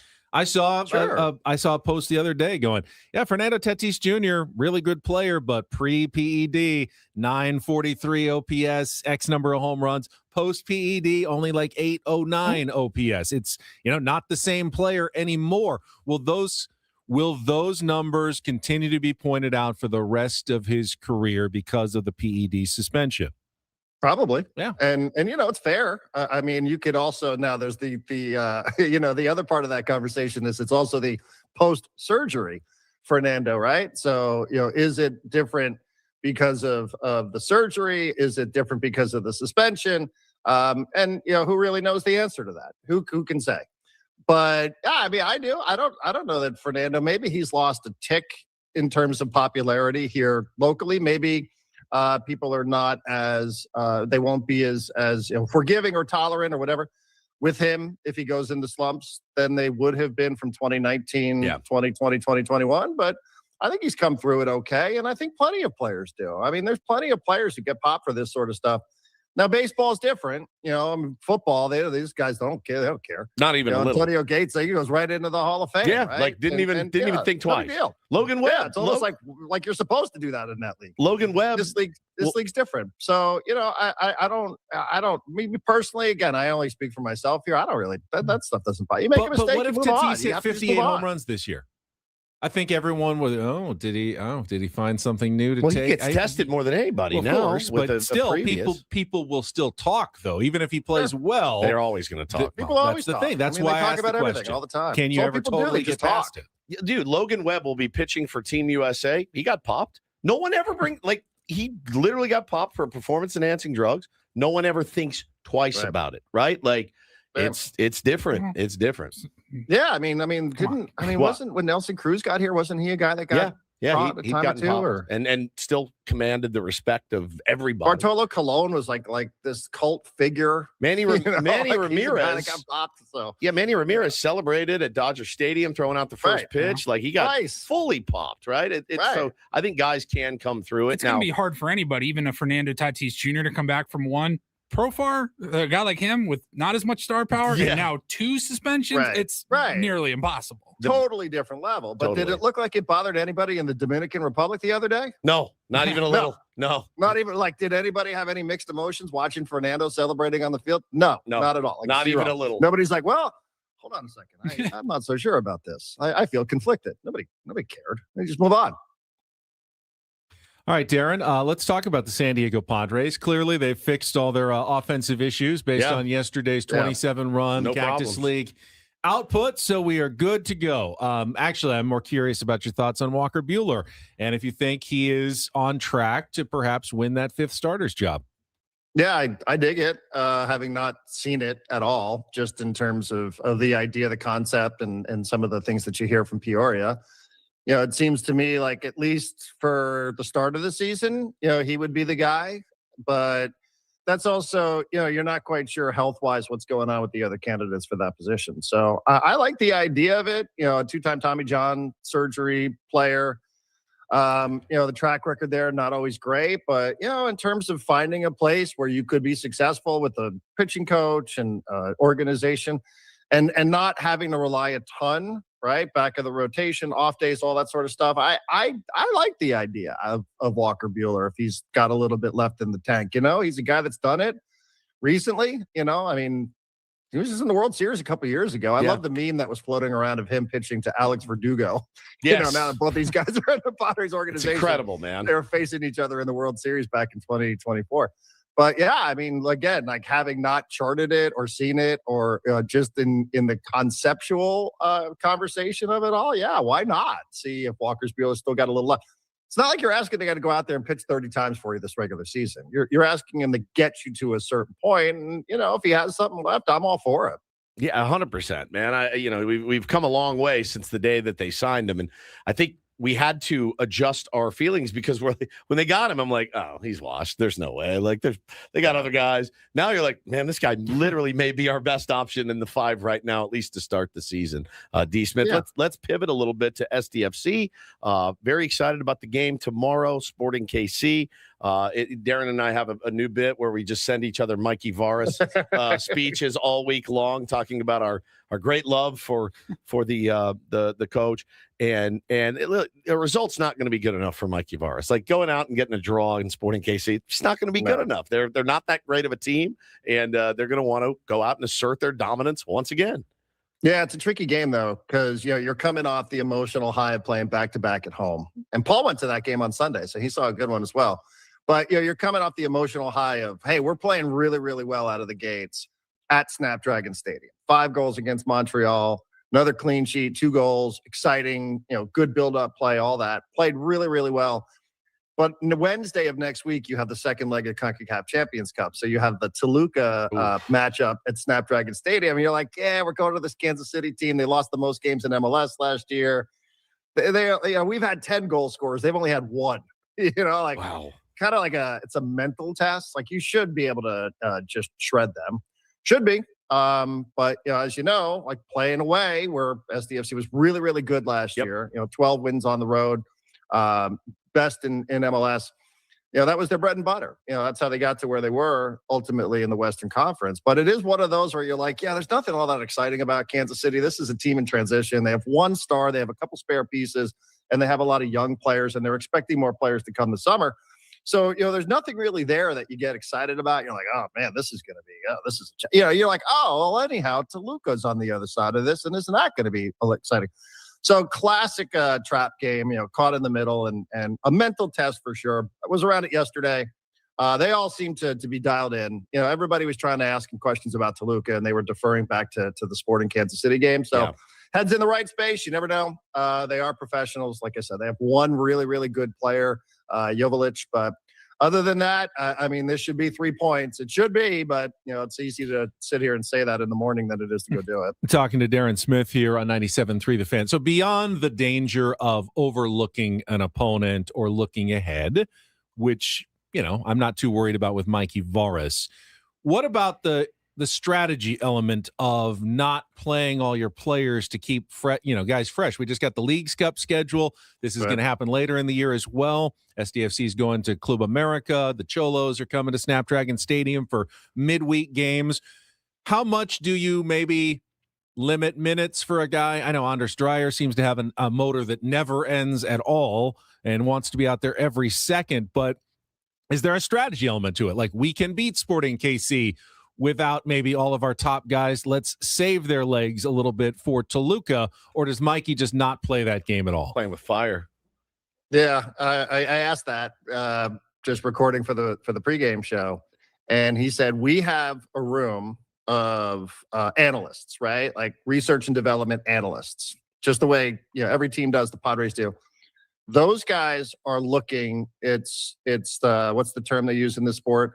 Fixture congestion. You have 4 games in 12 days. Fixture congestion. So you go Kansas City, Toluca, FC Dallas away next week, and then at Toluca the following week. So it's 4 games in 12 days, I think it is. And I said, are you looking at this as 1 game, or are you looking at this as 4 games in 12 days? He goes, we have a room that is analyzing all of that stuff, and they will monitor us from the practice field to the games, and they will tell us exactly where our players are and what they notice in terms of how their bodies are functioning, et cetera. That stays in that room. That doesn't affect us. That has nothing to do with us. I will talk to them, and I will, we will make decisions accordingly. So I think the long and short of it is, he's saying, hey, we're just going to do what we normally would do to go out there and play against Sporting KC. One interesting note, like a player like Anibal Godoy, who's a starter in the midfield, he's going to be suspended for the first game against Toluca because he picked up 2 yellow cards against Pumas. So do you give him a little bit extra? Like, can you let him go a little bit longer than you might if you knew? Yeah, I think you probably might see something like that, right? Like that's something where you go, well, listen, Anibal under circumstances where he was eligible, we'd only let him play 70 minutes so we could save him for Toluca with 4 days rest. But now you're like, yeah, whatever. He can play 90, even at his relatively advanced age. So, I think there are little things like that you'd be on the lookout for. But, you put this game in the bag, and I think you start going to the subs and you start getting as many players in there as possible. And we'll probably see the debut of Lewis Morgan this week, which I'm pretty excited for. Player that was brought in from Red Bulls, who's a goal scorer, proven goal scorer in this league. It's an opportunity to, as Mikey always says, we want to have a bigger squad. We want to have a bigger roster. So it was interesting to hear him say that. Like, I just think his focus is let's get through Kansas City, and Toluca will take care of itself. Talking to Darren Smith here on Ben and Woods this morning. One of the most interesting parts about this team for me is the they talked about on the broadcast the keeper's room, the goalkeeper's room, right? I mean, you got 3 really good players. Duran Free is a young kid, but he's got what? 2 clean sheets in a row. Yeah. You've got Cisniega, you got CJ Dos Santos, who was so excellent last year. Is it like an open competition, or are they just going to ride the hot hand here until everybody, what do you do there with that many good goalkeepers? Yeah, it's a great question. I don't know if it's a great problem to have, right? Isn't that the phrase that we're all supposed to use? I keep thinking about this as well, because Pablo played so well in that second game at Pumas. He had 8 saves in that game, and then he had to miss the MLS opener because he was suspended, right? So, you go to Duran, and Duran had back-to-back shutouts, back-to-back clean sheets. Did he have a ton to do in those games? Probably not. I'm not taking that away from him. But to your point, Woodsy, like, that's how Mikey thinks. Mikey doesn't like just moving guys in and out for the sake of doing that. Right. He thinks if things are going well, he likes sticking with it. So, if you're like, hey, I want to get back to Pablo because I think Pablo would be handling the Toluca game. Well, do you just want to get him out there this weekend, or do you want to go back to Duran? And then if you're going back to Duran, is Pablo like, well, hey, listen, I need some game action. Like, I really, truly, like, I am fascinated to know what goalkeeper he rolls out there, because as much as you're focused on the one game at a time, I do think that there is something to what it is that you're going to want to do midweek that applies to tomorrow's game. So, he didn't divulge it to me. I'm just guessing that it's going to be Pablo, because if you want Pablo against Toluca, I think you probably got to get him in there tomorrow. But, now what happens if Pablo goes back out there and, you allow a couple goals? It's like, yeah. I overthought this thing, man. It's the worst. Right. And geez, I was going so well. What did I do here? Is CJ still hurt? Yeah, I think CJ is probably, firmly at the number 3 at this point. Yeah. I think physically, you can see him. He's out there. He was on the roster last couple of weeks, but I think what Mikey has said, he's just not. That was a really violent collision in Portland, and physically it takes a while to get back with the fractures in the face, and I think psychologically there's been. They got to get him in the right frame of mind, to the point where what you're asking a goalkeeper to be is fearless when you're diving, like where we saw Duran Farid diving around, and there's all sorts of chaos happening in the box. And I think that's probably the part that they're working on with CJ right now, because it was, it was pretty traumatic, not just physically, but I think mentally as well. But I think he'll be back. That'll be a good day for SDFC. With Cisniega, it's like Wally Pipp, but if Wally Pipp had gotten a contract extension, right as they put Lou Gehrig into the game. Why do they call them fixtures and not like language is a weird thing. I think of a fixture as like the lighting above my sink in the bathroom, not an actual sporting event. But yeah, in soccer, I look at ESPN and I go, oh, here's the list of fixtures for SDSC coming up. Yeah. Well, it's just fixtures. It's woke. Yeah, I'm sure. Different. Yeah, for sure. I like just it. Woke nonsense. Yeah, just nonsense. I don't get it. All right, Darren, great stuff. As always, have a good broadcast tomorrow. Thank you. You're on the broadcast tomorrow remotely? How does it work? Yeah. Yeah, we'll be in the studio. Okay, that's fine. Whatever. Kansas City. You're not missing much. It's fine. I don't mind it. I won't mind being home at 8 o'clock. Appreciate it. Thanks, Darren. Brother. Appreciate it. Darren Smith on our SDCCU fan hotline with great insight. As always, we got to take a quick timeout. Top of the hour, we will come back in our 8 o'clock hour, take on Woods. We'll head out to Peoria for spring training, Sammy, and more. Still a lot to get to on Friday edition of Ben and Woods. Stick around on San Diego's #1 sports station, 97.3 The Fan.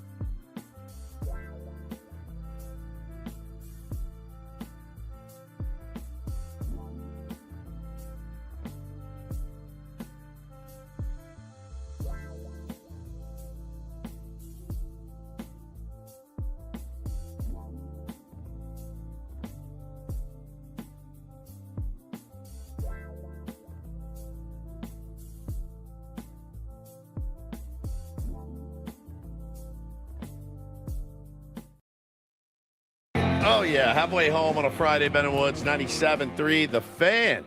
Fired up in here this morning. Again, total lie. Total lie. Right from my mouth. Fake enthusiasm. Tired. Super tired. It's not going to get any better this weekend. It's not going to get any better this weekend at all. Super busy. I'm Woodsy at Paul Reindl. He's the executive producer of the program. Ben Higgins, your friendly neighborhood sports anchor. Yeah, congratulations, golfers. You got your hour back. All you parents out there, I'm with you. Good luck getting your kids down when it's, looks like it's noon. Bring forward Sunday morning. Oh, God. Time changes. Death. Absolutely. It's just death for parents. It's the worst. It's definitely harder when you have younger children but they should sleep an hour later than they normally did. Why? I'm at work.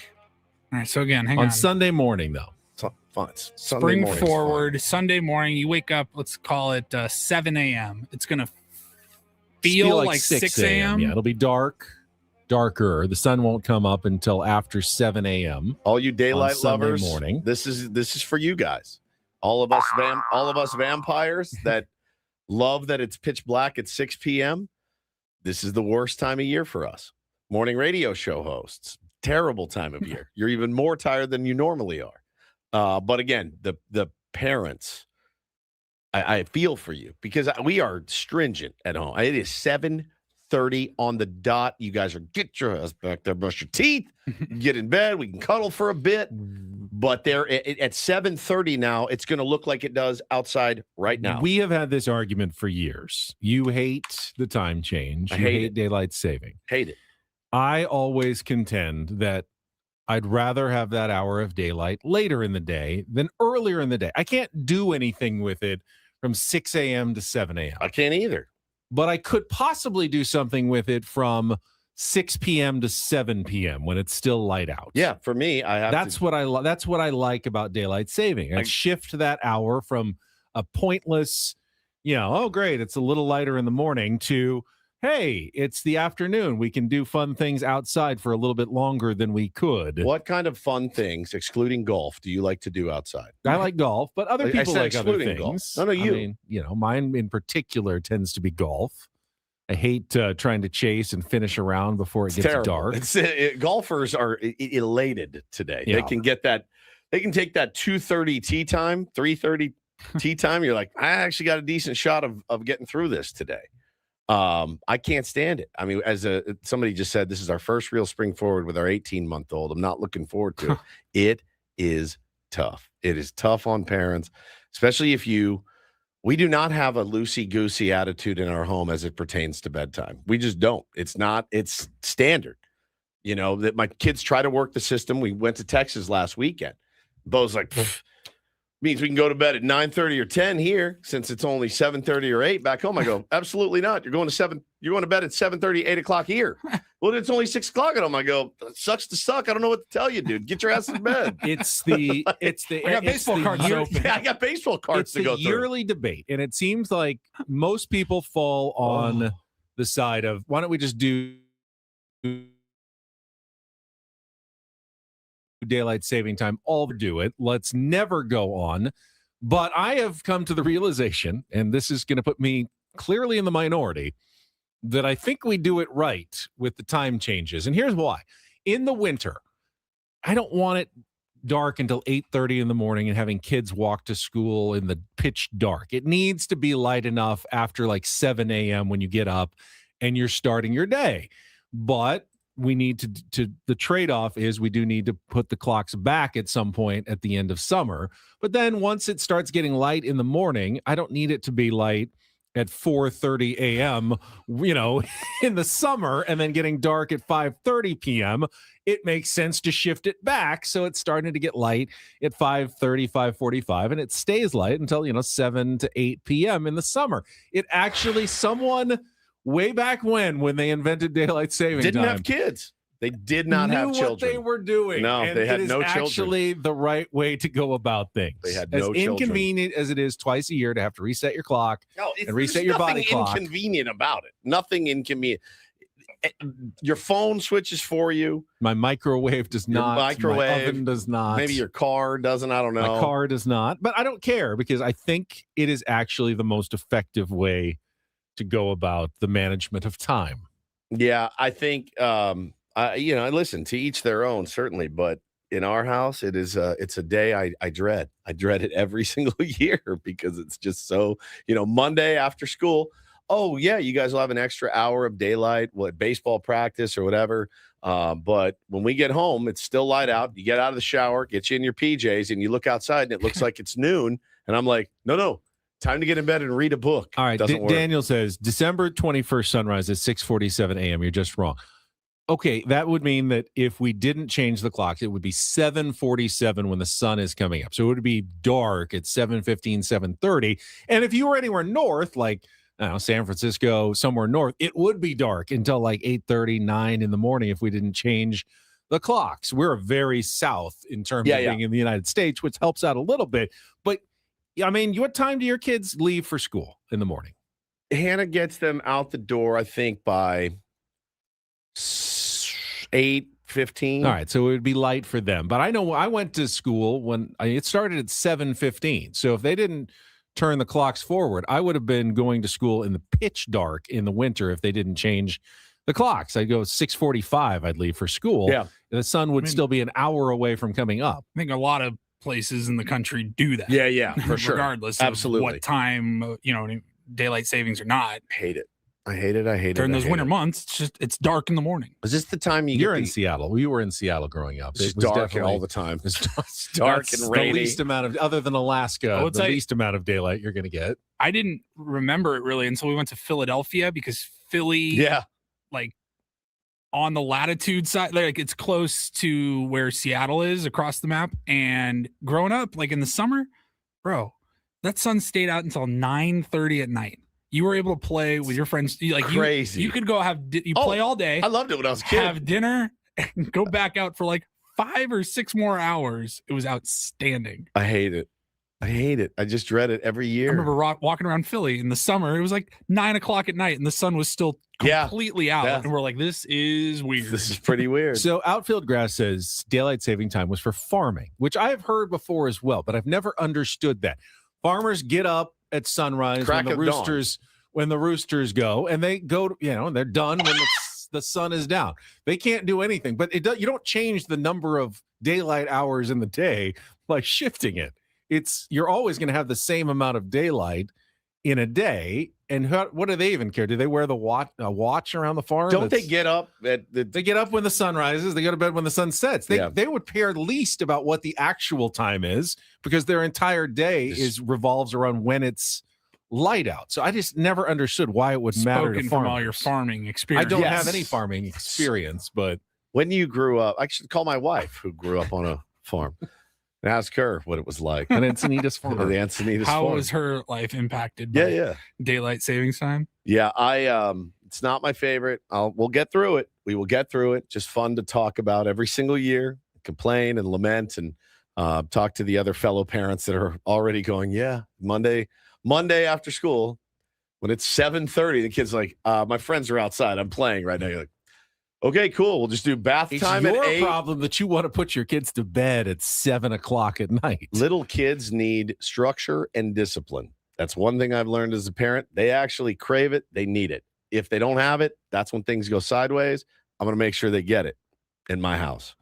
So I can't. Bo's like, oh, my friend so-and-so, he stays up till 9:30. I'm like, I don't know what to tell you, man. Just go live at his house. We don't do it. We're diligent about it, and it's important. I think structure for kids is massively important. I'm just saying you could structure yourself back an hour both ways. What time do your kids get up in the morning? They get up early. Yeah. They're early risers. Our whole family is, man. We might as well be farmers. Like we're up. Everyone's up at 5:36. You're up too early for farming most days. I know. Charles says I'm no fun. I mean, I am. I'm pretty fun dad, but not when it comes to that stuff, man. Like I'm pretty hardcore about it. So is my wife. So we're on the same page. Like I couldn't even imagine at 9:30 my kids are up watching TV or something. I can't wrap my head around it. So now I know we'll get there. I know that we're going to get there at some point. My kids will be staying up later than their mom and dad do. I know that it's coming. But for now, when they're little, no chance. Purple trying to do some education here. Daylight savings time first implemented in the U.S. with the Standard Time Act of 1918, a wartime measure for 7 months during World War I in the interest of adding more daylight hours to conserve energy resources. Now, you can't add daylight hours, but if more people use energy at like 6 or 7 p.m. when the sun goes down than they would in the morning, then you can save some energy by shifting it that way for sure. My house is a bit militant. I will give you that. It's a bit militant. It's just fine. Yeah. That Jay-Z says, oh, cool. Someone else Ben's-plaining to Ben. I like that. Daylight saving time is what they call it. It's not saving. Daylight it's saving. Yeah. Which doesn't make any sense, I guess. Daylight savings wouldn't. But for you, sense. Like you in particular, what do you care? You're going from one job to the next. I mean, and when we're in here at 6 a.m., it's pitch black out, which is always weird, right? I go to work in the dark. I come home in the dark. That's exactly right. Every Why day. would It doesn't you really even matter care? most of the time. Why would you care at all? It's more of a theoretical exercise for me. Ben looking out the window of his second job going, if I had a normal life, it would be nice to go home and have some daylight at the end of it. I don't, so it doesn't really apply, but hey, do you want to go outside and have a catch with me in the parking lot of Channel 10? Yeah, it's the irony is I'm playing golf on Sunday morning with our friend Steve Sugimoto. Oh, nice. Give him my love. At Encinitas Ranch, and we're getting out early at 6:54. It's going to be very dark when we tee off because of the daylight saving switch. You did not think this one through, my friend. You did not. We'll see how much you like it then.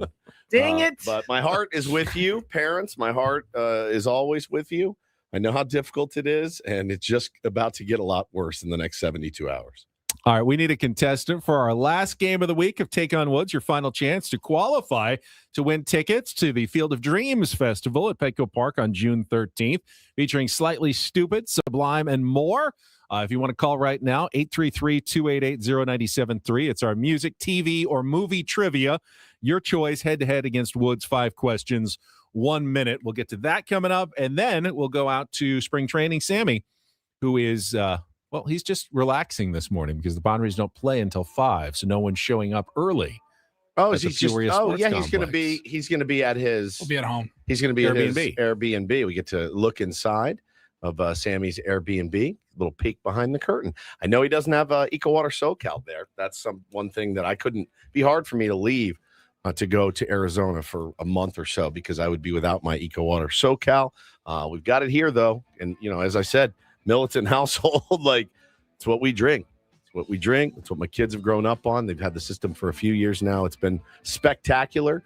First thing we do when we wake up is we pound some EcoWater every single morning, a tall glass of liquid clarity, a deep soak for your system. You guys and your family, they deserve the best as well. EcoWater SoCal brings the soft life right to your kitchen sink with mineral-rich alkaline water, balances your pH, fuels your body with filtered luxury. And, guys, by the way, just happens to be the best-tasting water that you will have. And if you tell me that you can't tell the difference after a while, I won't believe you because you absolutely can. Everyone that's tried it, Paulie tried it, he said, man, it's elite water. They come out, they've brought it up here before. We've got it here at the station, so give it a shot for yourself. We have it at the station. I make sure I fill up every day. Single time before I leave. There's a line. So I can bring some back home. Every single time. 760-350-3338, 760-350-3338, or go to ecowatersocal.com. Let them know Woods sent you. Not everything in life should be hard, especially your water. Keep it soft since 1925.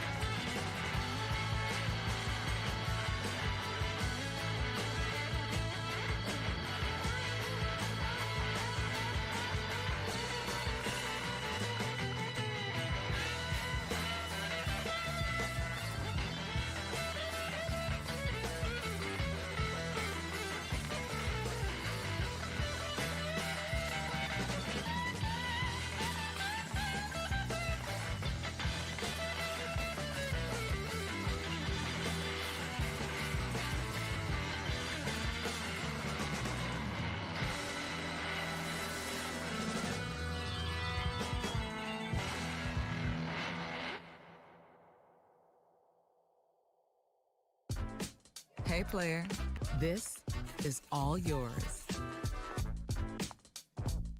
This room with this view. This speakeasy with this cocktail. Hey, could you make that too? This spa with this. Ah. And this pool on this roof. This is all for you. The all-new Hamul Casino Resort, now open.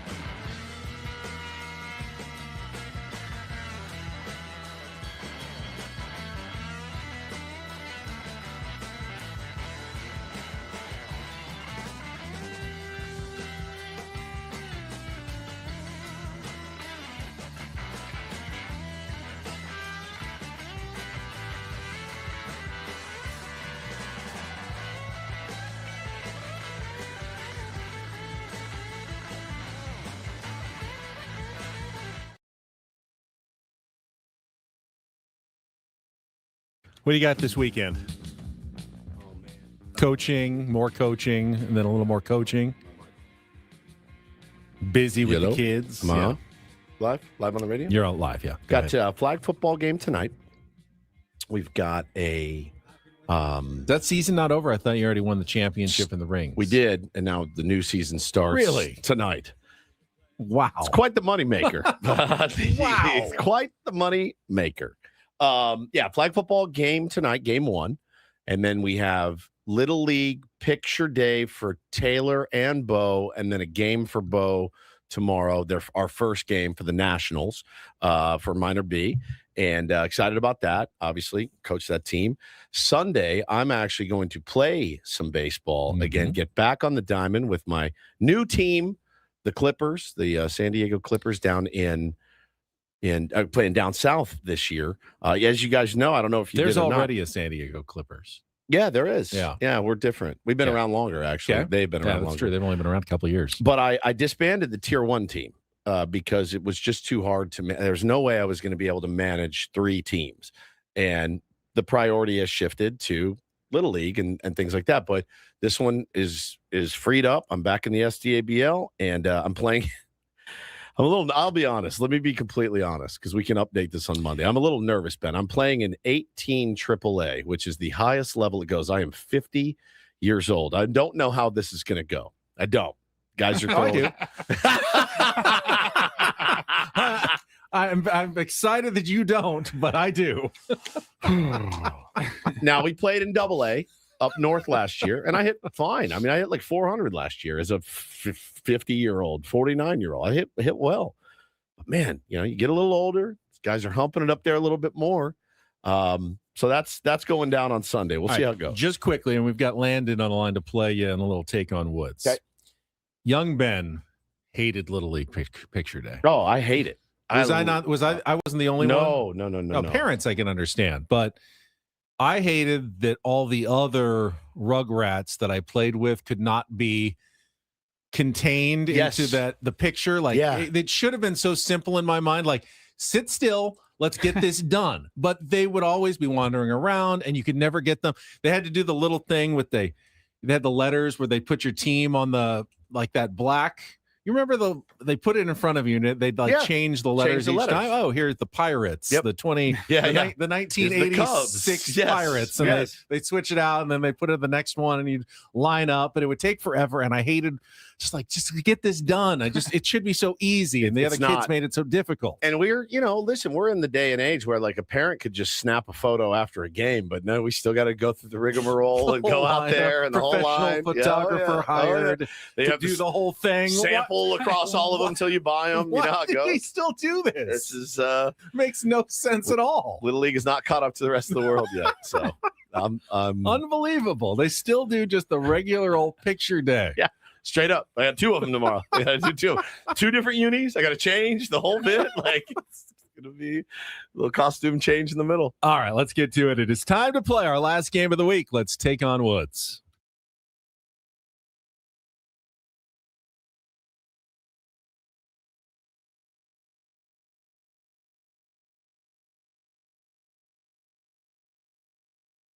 Take on Woods, brought to you by Bay Alarm. Security and fire alarms for every business. We got you. And as I mentioned, we got Landon today. Good morning, Landon. Hey, good morning, guys. All right, here's what we've got for you. You'll choose between music, TV, or movies. 5 questions. And if you beat or tie Woods, we'll put you into the drawing for our weekly prize. Later today, Field of Dreams Festival tickets at Petco Park on June 13th, featuring Slightly Stupid, Sublime, and more. Get your own tickets at Ticketmaster.com. Here are your category choices now that Woods has left the room. We have music, Dropping the Needle, 5 influential, successful DJs. TV, Hanging with the Fam, 5 TV shows that include the word family in the title. And movies, new category today, Man of the Hour, 5 movies that have the word man in the title. So what would you like to play? Music, Dropping the Needle, TV, Hanging with the Fam, or movies, Man of the Hour, Landon? Let's do movies. Movies again. All right. You'll have 60 seconds to identify as many of the 5 movies with the word man in the title as you can. If you don't know one, you can pass. We'll come back to it if there's time left on the clock. The first questions are 2-second clip. Paulie will play you the clip of the movie, and you need to identify it. You got the clip all set to go? All right. So let's put 60 seconds on the clock. Landon, you ready to play? Yeah, I'm ready. All right. Man of the Hour is the category. Your time begins when Paul plays our 2-second clip. Good luck, Landon.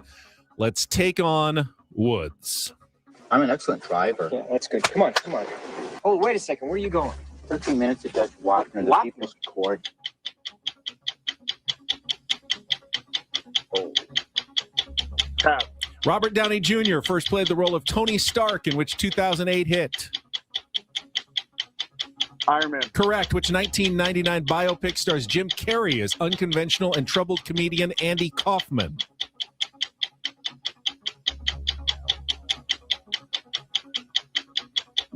Pass. Leonardo DiCaprio plays both King Louis XIV and his imprisoned identical twin Philippe in which 1998 movie involving the aging 3 Musketeers? Oh, man, I'm bad. Pass. Scientist Sebastian Kane goes on a killing spree after taking a serum to become invisible in which 2000 horror flick starring Kevin Bacon?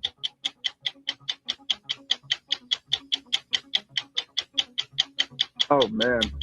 Pass again. All right, go back to our 2-second clip. I'm an excellent driver. Yeah, that's good. Come on. Now we're out of time. That was Rain Man. Jim Carrey, Andy Kaufman, Man on the Moon, Man in the Iron Mask for Leo, and Hollow Man, Invisible. You got Iron Man. You're not going to win, I don't think, Landon, but we will bring Woodsy back in for the same 5 questions. Movies today, Woods. Of course. No category. 60 seconds on the clock. Your time begins when Paul plays our 2-second clip. Good luck, Woods. Let's take on Landon. I'm an excellent driver. Yeah, that's good. Come on. Rain Man. Correct. Robert Downey Jr. first played the role of Tony Stark in which 2008. Correct. Which 1999 biopic stars Jim Carrey as unconventional and troubled comedian Andy Kaufman? That was what God. Oh, The Man in the Moon. Correct. Leonardo DiCaprio plays both King Louis XIV and his imprisoned identical twin Philippe, in which 1998 movie involving the aging Three Musketeers. Pass. Scientist Sebastian Cain goes on a killing spree after taking a serum to become invisible, in which 2000 horror flick starring Kevin Bacon.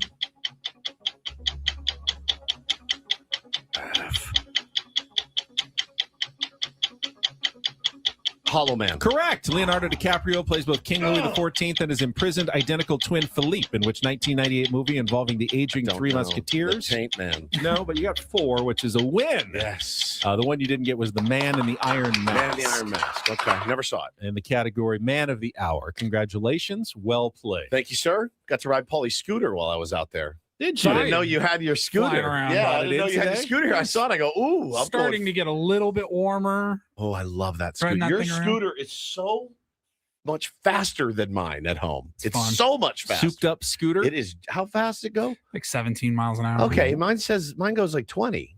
But yours feels more powerful. Are you sure it only goes 17? Well, I'm going uphill, I guess, most of the time. Yeah. I'll pay attention going home where it's more downhill. I love it. But yeah, it's 17 to 20 miles an hour going uphill. Love it. Would it be smart to have one that's souped up to like 40? No. Probably not. No. But I would do it. And it's definitely not smart to let teenagers driving around on it 100%. either. Agreed. I liked zipping around the office on it, though. It was fun. Let's take a quick time out. Sammy, I see he's already ready to go. When we come back, we will join Sammy from his Airbnb in Peoria, Arizona. He was there for 27 Padres runs yesterday at the Peoria Sports Complex. His neck's probably sore from watching all those balls snapping out of the yard. That is coming up next with Bennett Woods on San Diego's #1 sports station, 97.3 The Fan.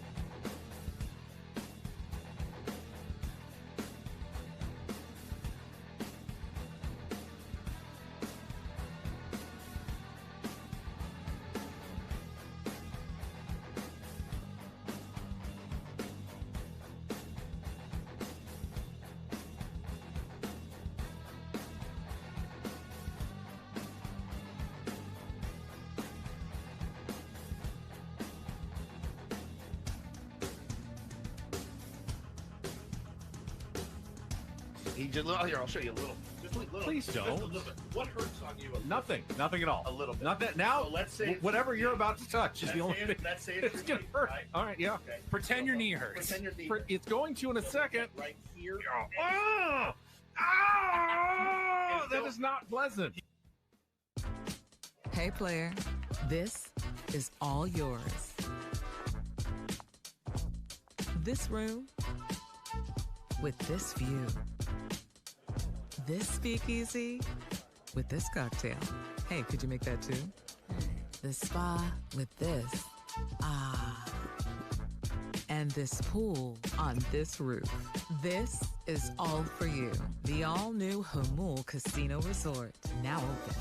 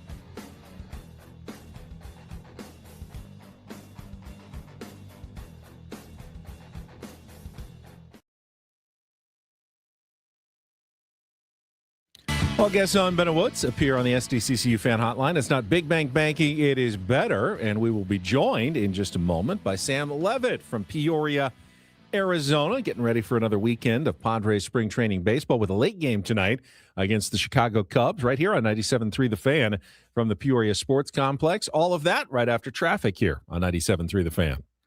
From the 855 Get Ross Traffic Center. Injured? Demand justice. Demand Jurowitz. 855GetRoss.com. Here's Kelly Danick. Traffic is brought to you by Albertsons, Vons, and Pavilions. Got a few things going on here. One is a vehicle fire on South End 15 before Adams Avenue. Two right lanes are blocked. Also, a couple problems in the North County, northbound side of the 5 Coastline Harbor Drive exit blocked at this time. And a Surface Street accident blocking lanes west Via Rancho Parkway at Del Dios Highway. Shop Vons and Albertsons for savings on family favorites right now. Jenny O 93% lean ground turkey, 16 ounces, is $4.99 with membership where applicable. Visit Vons or Albertsons.com for more deals and ways to save. I'm Kelly Danick with Ben and Woods, San Diego's #1 sports station, 97.3 The Fan. And joining us now, courtesy of David P. Shapiro, criminal defense attorneys, helping good people regain control of their future when charged with a crime since 2010. Visit David P. Shapiro law.com is spring training Sammy. And this is kind of a momentous day, the first night game, or at least late afternoon, early evening game in spring training for your San Diego Padres, Sammy, which means you're not at the complex.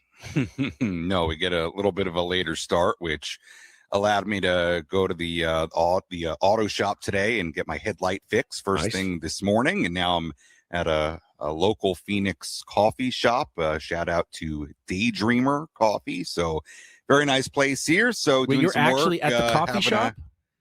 I am. Wow. I'm doing my Airbnb. Not my Airbnb. My brain's not on. I'm doing my spot from the coffee shop. I have two very nice looking people across from me. I'm hopefully not bothering them too much. I'm sure you are. A live radio hit right now inside the coffee shop, but bring them on. Here we are. Bring them on. Yeah, bring them on over. They seem friendly enough. All They right. seem Tell them if friendly they want to be on the radio in San Diego. This is the show to do it. They're more than welcome. You want to be on the radio in San Diego? Oh, come on over. I would love to have them say hi. I think they're good. They're good. It's so easy until you're on the spot. Yeah. Everybody can do it, right? But you know what? I went to get my headlight fixed this morning, and it was very, very easy. I mean, they had me buy the part, and then they had a technician come out. I didn't even have to wait, and they came out and did it, and it kind of made me embarrassed because I was like, man, I should be able to do that. That was very, very easy. You're on the right show. Alas. You're on the right show. I actually replaced my own headlamp at some point. It's they can be tricky. Well, here's the tricky part that I learned. If you touch the bulb and leave any of your finger residue on it, that thing will explode. Yes. Because it gets so hot that any of the oil from your finger will cause the headlamp to completely crack and break. So when you take it out of the packaging, do not touch the glass part when you're putting it into the socket inside the it's got to be done perfectly. It's not the most difficult thing to do. I've done it once or twice. Even I did it, so it can't be that hard. But you have to be very careful with it. Yeah. Well, I never knew that. Mm-hmm. I learned something new every day on this program. Just working with these manly men, Ben and Paul, change their own headlights. Sammy and I are willing to pay for that convenience. Sammy, listen, the good thing was they actually made me pay for the bulb, but didn't make me pay for the service at all. I don't know that it was any more expensive. Yeah. I don't know that it was any more expensive than actually getting the bulb myself. But you're getting a good job. You're getting roasted. They say it's not right. It won't explode. That's what I was told, that it would burn out. I was just told you always have burn to out completely if you touched it. You don't want to do that because it can. Old wives' tale? Maybe. I don't know. Blow up. Anyway, Sammy, you were. Wait, what were they? I see Adam in the comments. He took his tie line to a coffee shop. Yeah. Yes. Yes. Listen, what Adam doesn't understand is whiling away the hours in Peoria. It's not the greatest place in the world to have a bunch of free time. It's just not. It's Peoria, Arizona. When you're not at the complex, it's actually kind of boring. Unless you like walking around malls and stuff. I mean, that's pretty much what there is to do out there. But you said, hey man, I'm back on the grind this week, gonna be getting to games. Yes. So you get back to that game yesterday. I texted Jesse Agler for the game time. It was 3:19, he said. Mm-hmm. And I said, woof. And he goes, if I was the Mariners broadcast, I'd be a little bit more annoyed. Kind of fun watching these guys just rip the ball all over the yard. Yeah, it was a crazy game, 27 runs. There were 13 home runs combined. Now, credit to the Padres hitters. They did a nice job. The wind was absolutely whipping out. I mean, all day. So that was certainly a big part of it. But good to see the Padres get some balls in the air and have some good feelings. And Jackson go deep, and Jake Cronenworth go deep, and Freddie Fermin, and the list goes on and on. The real story, even in a game where they scored 27 runs, was certainly Walker Buehler, who came out of it well, used the nice pitch mix, and I thought had some really interesting comments after the game about how he's feeling. I mean, him admitting that his elbow only started not hurting about 4 weeks ago for a reason he can't explain is pretty remarkable. And it's been well documented, his injury history and his elbow issues and how much it's affected him.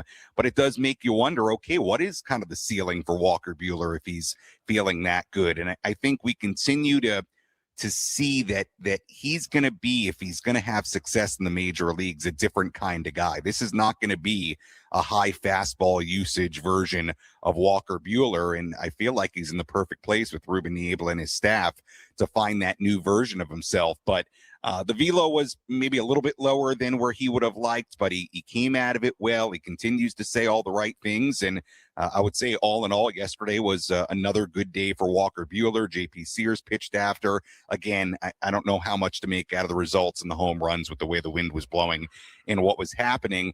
Tristan McKenzie, again, it was interesting. I talked to somebody after the game, and they really like Tristan McKenzie's velo and his stuff. But finding the plate is the issue right now. And I don't know that that's going to be an opportunity for him in the major leagues on the opening day roster. We'll see. But I do feel like they hope he's somebody that can help them at some point if they can dial him in command-wise, because I think the velo and the stuff they really like. It's about finding the plate, and we'll see how they can help Tristan McKenzie. So, yes, the runs were certainly kind of what popped off the page yesterday when he scored 27 of them, but certainly some pitching elements that were pretty interesting as well. And, Sammy, do we know the plan for tonight's game, I should say? Yeah, it will be German Marquez starting, and then it's going to be Marco Gonzalez after that, and then you'll have Morejon, Morgan, and Estrada, the other scheduled pitchers. So another big day for Marquez, and look, Gonzalez certainly in the mix too. So on the pitching side, that will be good to see, and it'll be a night game, which is always fun. It's a little change and gives you a more regular season feel, so that'll be fun, and should be, I would imagine, for anybody making the trip out to Arizona tonight, should be, I would imagine, a pretty good lineup with the guys that are still here. Such an up and down day for Seung-Moon Song, who gets his first start at shortstop, hits his first home run, but then comes out of the game with the oblique. I know Craig Stammen said precautionary, but I don't see a world in which he doesn't at least miss a few days again to try to get a handle on it. And this is a bad time for that, because with all the players gone, this was a great chance for him to get experience at different positions, get a lot of at-bats. I'd imagine there's some frustration and disappointment there at the sports complex. Yeah, it was a really up and down day. The swing he had off Castillo, and that was the first home run of the day. I mean, I know the wind was blowing out, but he got all of it. Yeah, I mean, it was a good example of the kind of pop that I think Song has. So that was great, especially against a guy like Castillo. And it wasn't like a 99 mile per hour pitch. I think it was like 94, 95. So that was good to see. But you're right, having him come out with the oblique issue, same oblique on his right side, not great. Now, we didn't get a ton of information after the game as to A, how severe it is, B, how it happened. Was it something that's kind of just been lingering and he came out, or was it something he actually did during that game and it was kind of a re-injury or a flare-up? And you guys know obliques can be really, really tricky, and we're now less than 3 weeks from opening day. So not a ton of information yet on the severity or the timeline or how serious it is. But I think when you have an oblique issue less than 3 weeks out from opening day, I would say at this current moment, it's got his status for opening day has to be a little in question. And of course, that then, parlays it into the conversation of, okay, you could have another bench spot open. Might not be the worst thing in the world if you can get another guy on the roster and wait for Song to get fully healthy, because maybe if this oblique issue is lingering, well, maybe it's something he's going to have to take care of before he can get all the way back. So it's still early in understanding what exactly the situation is with the oblique, but obviously not great at this time of year for Seung-Moon Song. Sammy Levitt on with Ben and Woods right now. Sammy, what about Alex Verdugo? Any other sightings since the initial one? I did see him taking some BP yesterday. I saw that. Swing looked pretty good. Yeah, I mean, I've seen him take live at bats. I've seen him be on the backfields in the other minor league activities. But aside from that, I don't quite honestly, Woodsy, have a whole lot. I haven't talked to him yet. Yeah. At some point, I'm going to. It's a little bit more difficult when you're on the minor league side, because I'm typically more towards the complex. You guys know how it works on the major 100%. League side, and got to kind of follow the minor league schedule, and a lot of that stuff goes on in the early afternoon. So it's on my to-do list to try to get him on camera and talk to him a little bit. But as far as his on-field activities, he's on the minor league schedule. And again, he's in minor league camp. So I don't expect that you'll probably see or hear a ton from him, aside from maybe getting in a Cactus League game at some point, which I would assume would be a possibility. But at some point here in the next week or two, yeah, I'm going to try my best to ask him a few questions, get him on camera, and see what we can find out further from Alex Verdugo. So you know his nickname, Ben? Alex Verdugo? Yeah. Little Red? I don't know. Little Red. Well, don't people just call him Doogie? Doogie. I was going to say, just call him by his nickname. Doogie. You got a second? I'm Sammy Levitt from Padres flagship. Interested. Yeah. So, hey, career 272 hitter. Alex Verdugo. Could he help this baseball team? Last couple of years, career numbers are going to take with a grain of salt. Well, listen, by the way, did you? They've gone down, but that means they had to be up to come down as bad as he's been. By the way, just a little side note. And I'm not trying to. What do we call it? Dodger love here. Yes, I'm not doing that. I promise. But I did briefly go back, and I was just curious and watched the last out of the 24 World Series. You know who the final out was? It was Verdugo. So now Buehler and Verdugo are now Padres. Wow. That was actually the matchup. I forgot that, but he was a Yankee in 24. If you would mind, over the weekend, if you could ask a couple of questions. With Germán Marquez pitching today, I'm curious. What's the contract status in terms of, does he have to make the roster? Can both him and Walker Buehler even make the team? Are there spots for everybody? I'm just wondering how they're going to work that out as we get closer to the end of spring training. Ben, I had this exact conversation with somebody yesterday who did not know that information. And it is, I think, very important that we get clarity on that.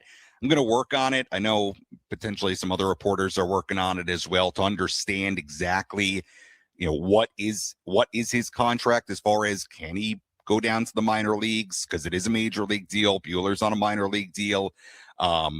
It's a really good question that I'm going to be honest, I don't have the answer to right now, but I think it's going to be really, really important if he ultimately, is not that fifth starter out of the blocks here. So, with Buehler, I believe he, based on his service time, he is, and again, both with Buehler and Marquez, I want to get clarity on that.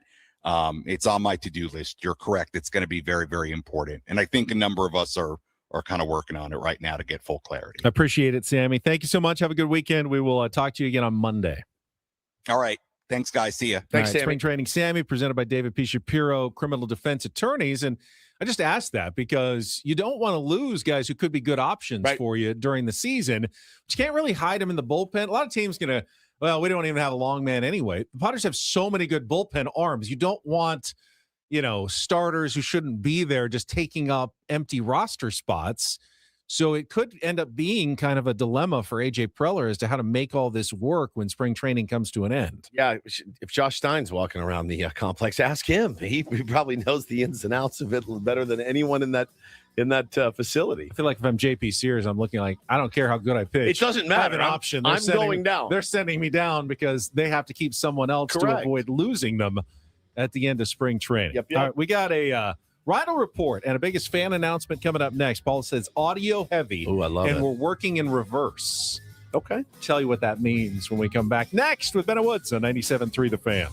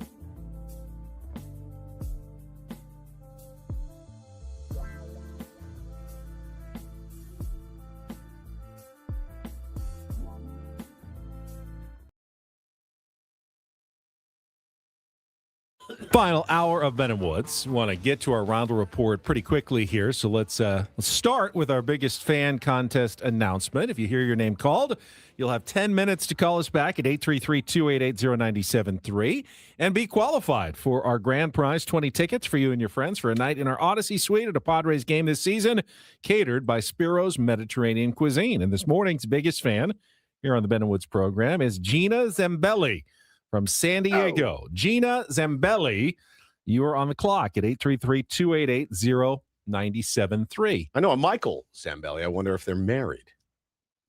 This is Gina. All right. We'll wait your call. Paulie, take it away. And get things started here with our today's edition of the Reindl Report. Now tuned into the greatest.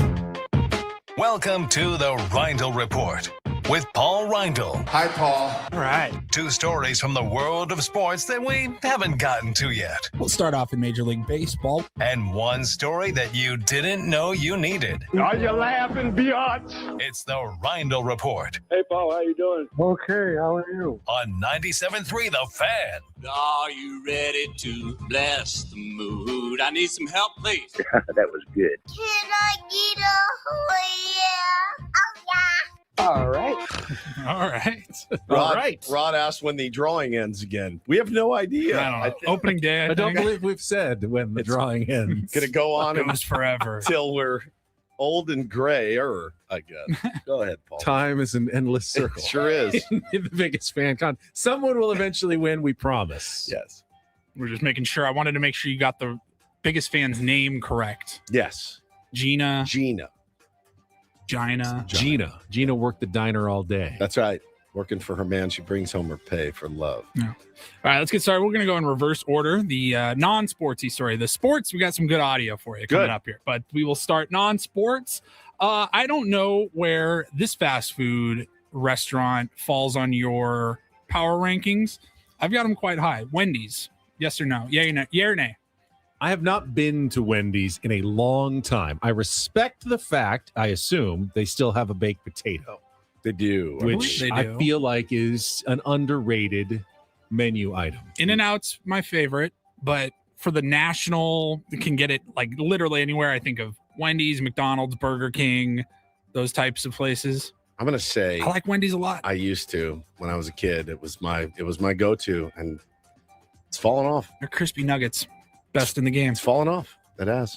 Well, Wendy's is currently hiring a chief tasting officer. If you're looking for a side gig that requires you to eat and document your time with fast food, this might be the job for you. It pays $100,000 starting off. Yes.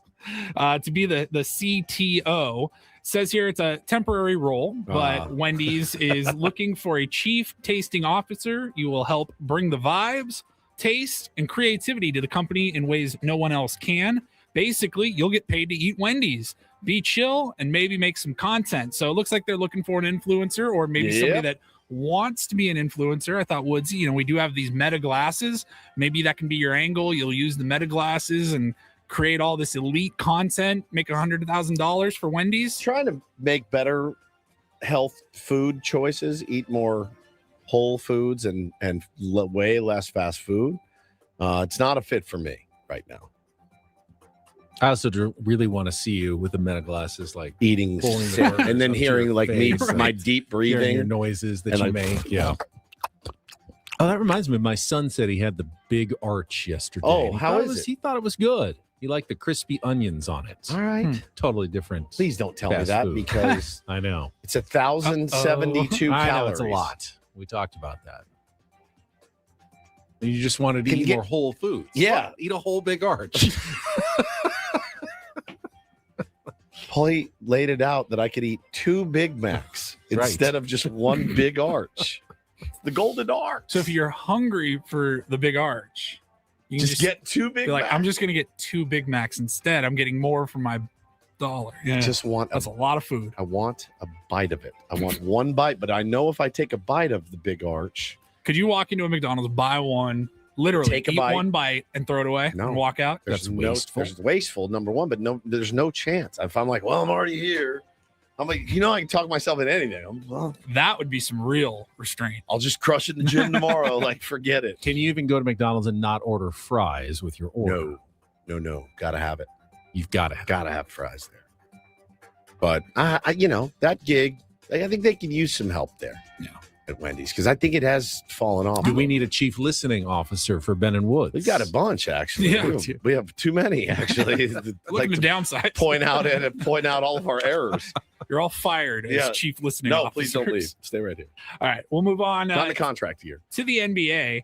I did not realize this until I saw this viral clip going around from a podcast host. I did not realize there is a Jalen epidemic in the NBA. Nor did I until I started to think about it. So this is from Rainy Ovale, podcast co-host. This is great. And he put out this song about how there are just simply too much Jalen's in the NBA, and everyone has had fun with this. This is the kind of content that I think like the internet was really like, this is what it was made for. This is what it was for. Why so many Jalen's in the NBA? I think it's way too many Jalen's in the NBA. Went to sleep and it was 10 Jalen's in the NBA. Woke up and now it's 30 Jalen's in the NBA.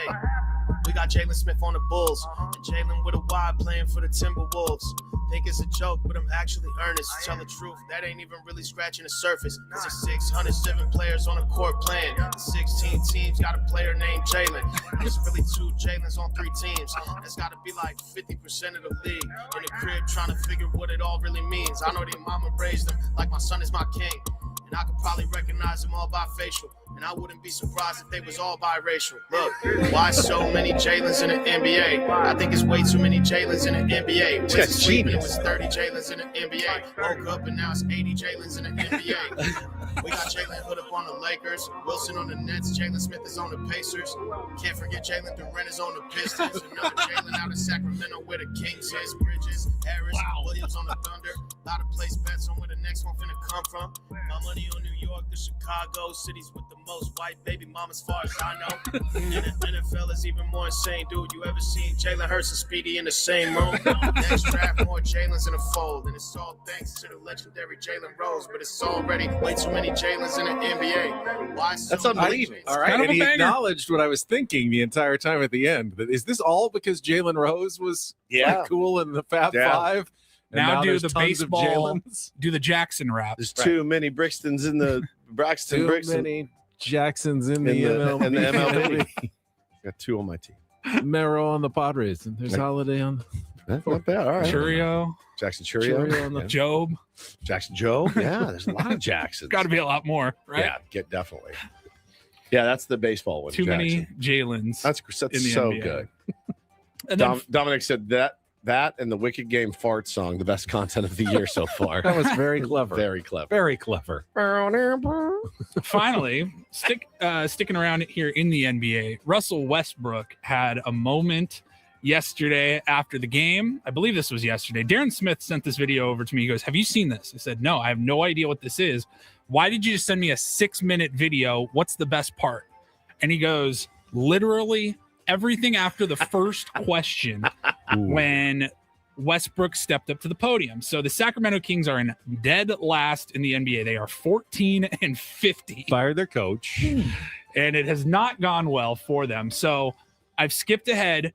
Russell Westbrook has just answered the first question that he was asked. There are still about 6 minutes remaining. And the back and forth that he flips on the media assembled there in Sacramento. I'm curious how long you guys can make it through this video. Remember, they've lost 9 straight games. They've lost 9 games in a row. And as you said, they are dead last. What y'all think, though? Because y'all got a lot of answers and y'all always be talking. Oh, it's very interesting. Y'all don't got no. You guys have a lot of opinions about how we do what we doing. What you got? Oh, you. Yeah, you make a lot of statements. Not you. That you have no context. So where do you get your context from? Are you in practice? Are you at our film session? Are you anywhere around the building? I would have said, you guys watch film? Because I couldn't tell. Losing 9 games in a row. I don't know that you would have said that. I probably wouldn't. I haven't seen that practice.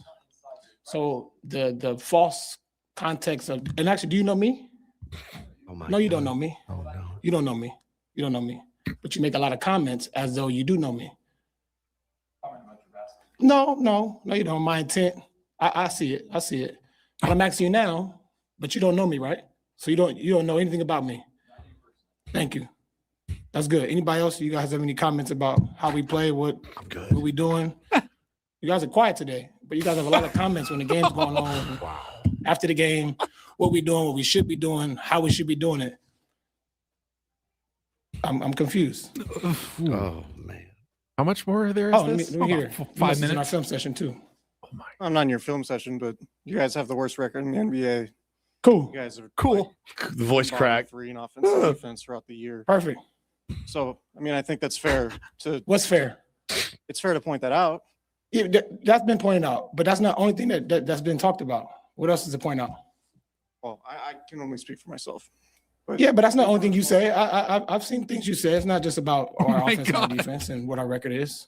We've been the worst record for a long time now. what have I said? I don't want to go down the route, but I'm sure. asking you have a lot of things to say. So this is your time. This is the floor to say But it. wait, he did want to go down that route. Remember, he said it, and then that reporter's like, this "You is didn't the see time. me." This is your time. This is the think in time. sports when It's the time. teams don't have success. Right. What is happening to that guy? They're up for You He's think that we should terrified. have success, right? Do you feel that way? I mean, a lot of you guys feel, huh? that you should have success. Yeah. I think you guys are trying to have success. Yeah. Okay, cool. That's good. What about you? What you think? I think it's been a rough year for everybody. Yeah.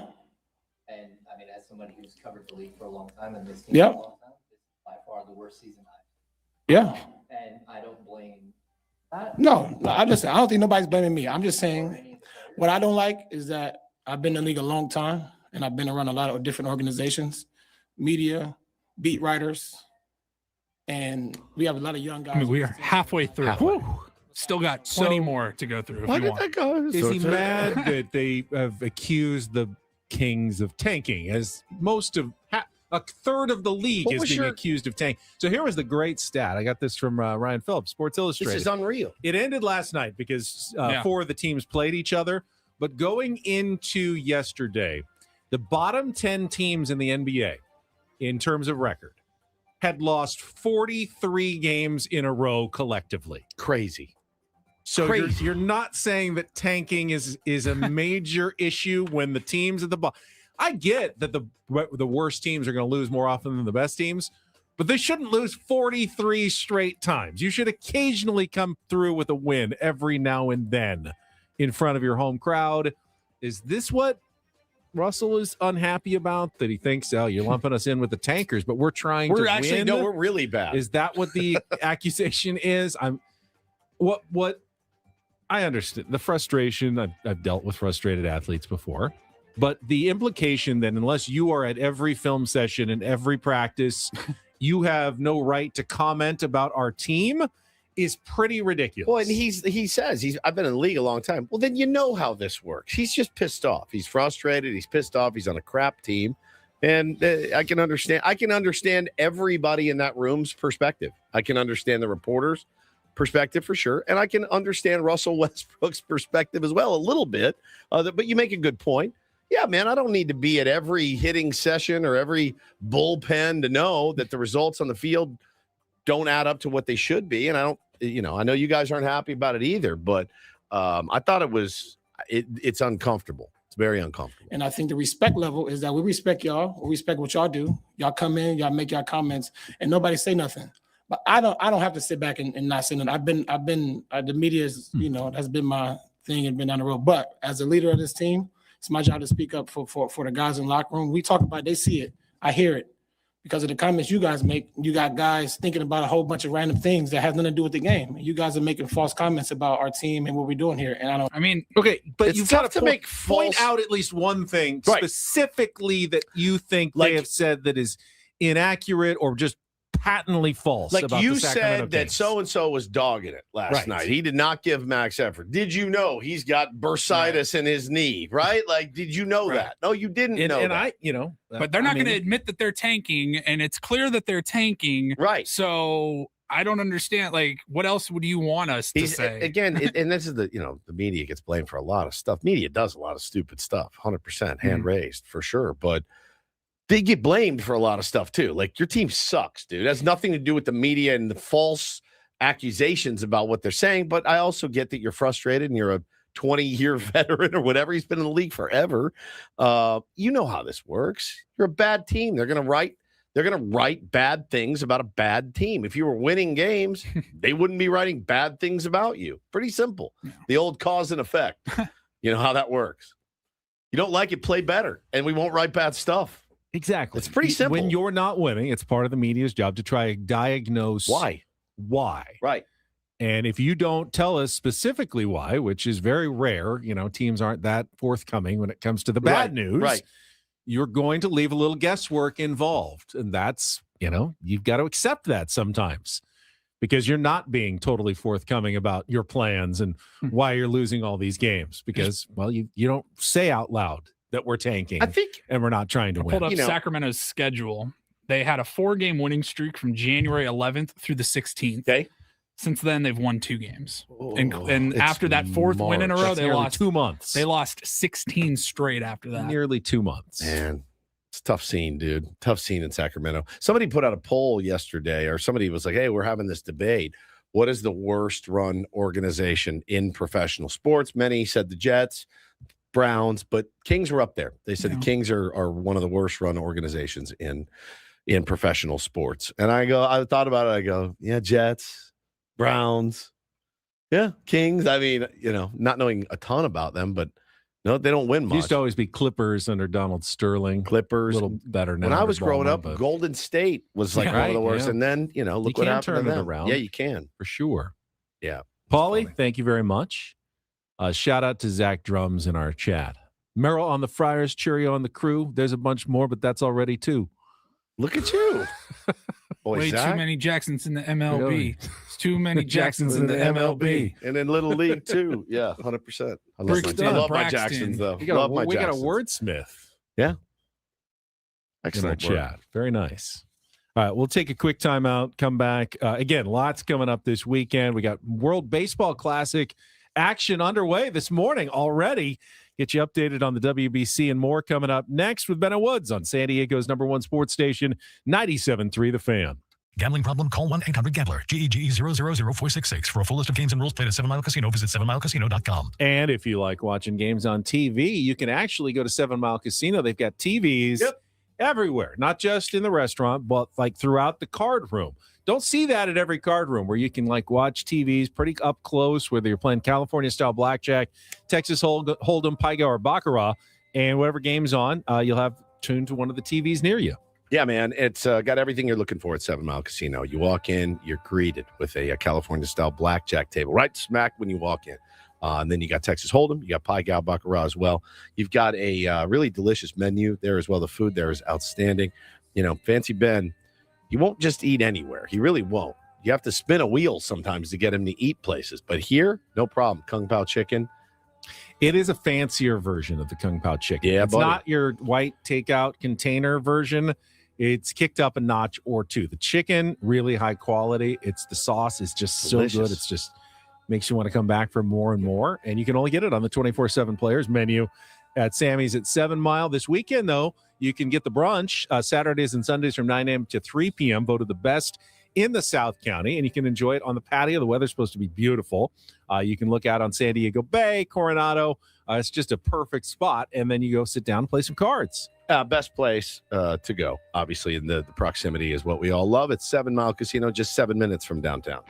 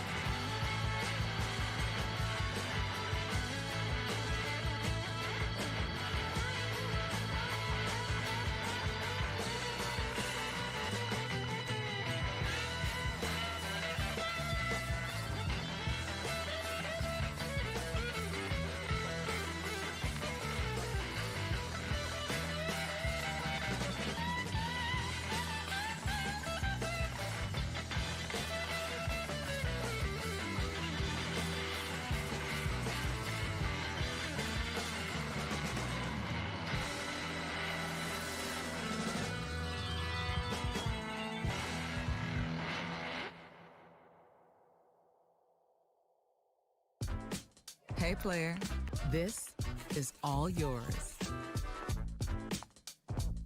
This room with this view. This speakeasy with this cocktail. Hey, could you make that too? The spa with this. Ah. And this pool on this roof. This is all for you. The all-new Hamul Casino Resort, now open.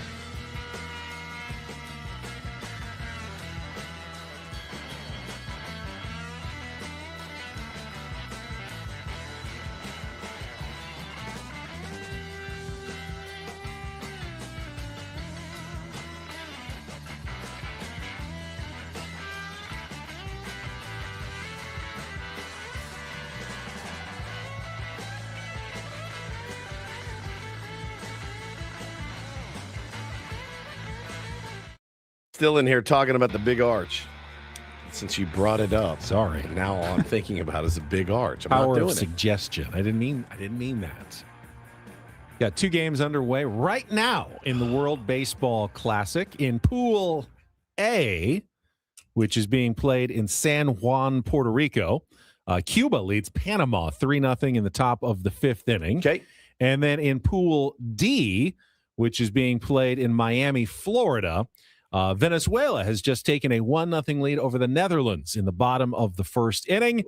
Xander Bogaerts grounded into a fielder's choice in his first at-bat in the top of the 1st. That's a pretty big game. AJ Castro pointed it out. Since the top 2 teams in each pool out of 5 advance. Pool D, clear favorite is the Dominican Republic in Miami. But after that, you've got Venezuela and the Netherlands are probably the co-second favorites, which means whoever wins this game has a huge advantage. You just have to then beat Nicaragua and Israel, and you probably will punch your ticket to the next round. So maybe the most important opening day game of the entire tournament is this one right now between the Netherlands and Venezuela, because they both have dreams of advancing to the second round.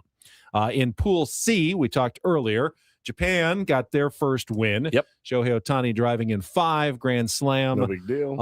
And they are 1-0, but Australia is already 2-0 in that pool, and Korea is 1-0 as well. So in that pool, the game between Korea and Australia will likely be the big one that determines the other team that advances, along with Japan. In Houston, that's where Team USA is. They're overwhelming favorites to advance. The second most likely team to advance, probably Mexico, but I think Italy would also like to be in that conversation. Great Britain and Brazil probably just there to make their appearance in pool play. And then in Pool A, Cuba off to the good start against Panama. Puerto Rico, probably the favorite there, but you also have Colombia and Canada. That's probably the most even one, where you can see a number of those teams having a chance to finish first or second in that pool and advance on to the quarterfinals. Yeah, so for the rest of the day, the schedule lines up Mexico and Great Britain at 10 a.m., Puerto Rico and Colombia at 3 p.m., Nicaragua and the Dominican Republic at 4 p.m. The United States takes on Brazil at 5 p.m. We got some pushback about this. It says Chinese Taipei, but it's also it's Taiwan. I don't follow Czechia. enough. I don't either. The politics of it. I know the island of Taiwan wants its independence from China, but China wants it to be part of China, and like politically in the United States to appease China. Just like they call it Chinese Taipei. No, I'm exactly. really not trying to It's take what it's- sides. I just read off the box score on this one. That's what it says. Yeah. So, yeah, there you go. But a full slate. I'm going to have to. I just realized I'm going to have to DVR Nicaragua and the Dominican Republic. My son is obsessed with the DR team, and then I'm going to have to DVR U.S. against Brazil as well. I would love to watch that Mexico game today too. Venezuela scored on a leadoff double by Ronald Acuna Jr. and an RBI single by Luis Arraez So, of the San Francisco Giants. I watched a little interview with him yesterday, and everybody was down on Luis. We always loved Luis Arraez. I was starstruck to meet him for sure, and he didn't have a great year. He was concussed. He was put in weird positions, in my opinion, and but you just forget, like, what a great dude he is. He's just such they did an interview with him yesterday, and he was like, I am so blessed. I wake up every day. I can't believe this is my life. I get to go play baseball, and oh my God, I'm so happy. And it's like, yeah, man, it's infectious. He's got that infectious personality, and I'm rooting for him. Not against us, but I'm rooting for him to have a bounce And back. I believe he did say in one of the interviews he's done recently, the Padres tried to bring him back. Did they? But he wanted to play second base, and the Padres were not going to bump Jake Cronenworth from second base and allow Luis Arraez, an inferior defender, to have that position. The Giants were willing to do it. Yeah, they were. Promised him second base. That's where he's playing. So he decided. Now, I don't know what the money comparison was. Sure. He got a decent deal from What, 12 million, 14, I thought, or for 12. I think it was 12 from Okay. the Giants. So I'm not cheering against Luis Arraez, other than the fact he's in the division, and I want him to have a good season, but the Giants to have a bad season, sort of thing. Yeah. For Luis Arraez.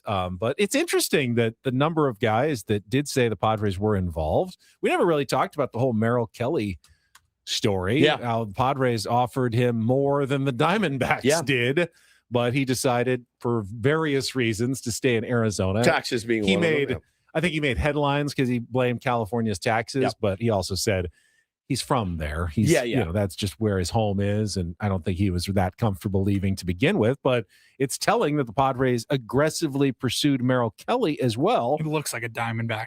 I know. Merrill Kelly? Yeah. Can't picture him in any other uniform. And he got hurt right in spring training. Yeah. I'm not upset that the Padres didn't get him, but the fact that they were making these offers to Luis Arraez, to Merrill Kelly, I mean, yes, they went out and signed some pitchers, but they didn't spend a ton. Do they still have some money if they need to add salary at some point? I kind of thought the same I thing. don't know what the budget is. What does or the coffers payroll. look like? Yeah, They're still in that period where they're just kind of waiting to see what they got still from some of these guys. Like, maybe. They're like, hey, we're really hoping, we want to see what Nick Castellanos can bring to the table and see if he can be serviceable at first base. And then maybe in a couple of weeks. There's just not a ton left. Not a ton left. There's a couple of pitchers still on Giolito's the out there market. still. And money to Littell spend hasn't can signed also yet either. Zach Littell, has he signed? Money to spend can also qualify with a trade, like you're taking on you salary. can exactly. You have take room on to do salary in a trade for sure. Yeah. So, Zach Littell is still a free agent. Braves. 10-8, 3.82 ERA last year. Braves are after him. Tampa Bay and Cincinnati. Well, the Braves have had pitching injuries, and they also have Jurickson's money that just opened up. $15 million. $15 million that they don't have to spend, that they were going to spend. So they can probably be a player when it comes to that. So. Yeah, they're going to be, like losing Jurickson, I think Mike Yastrzemski is going to be a full-time outfielder for them. Jurickson was going to play left for them. He was going to DH. Oh, was he going to DH? For them, so I think. Yastrzemski now is your DH? Yeah. Yeah, a little different.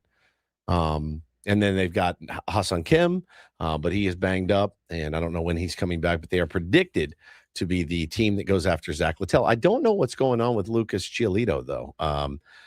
At some point, if you're a team, you're like, hey, yeah, you had a good bounce back season last year, but we got to get you in here. Like, you got to. He's working, I'm sure, but like we need you here to be part of this squad and what we're doing. Yeah, there must have been a red flag on his job application, right? As he went around. So something popped up. No, I don't know. Maybe he just hasn't found the money. I saw someone tweeted yesterday.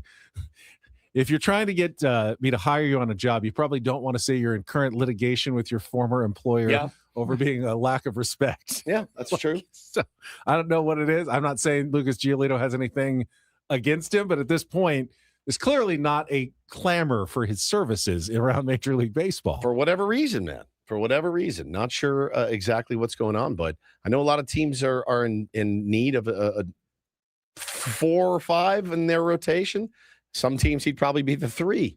So the fact that he's still sitting out there, there's always 1 or 2, man, every spring training that makes me scratch my head and wonder why it hasn't happened yet. So never know. All right. Wouldn't mind a spin of the topic wheel or two to wrap things up on a fun Friday as we head into the weekend. We will do that. Coming up next, broadcasting live from the Bill House Studios, We Know How. It's Ben and Woods on San Diego's #1 sports station, 97.3 The Fan.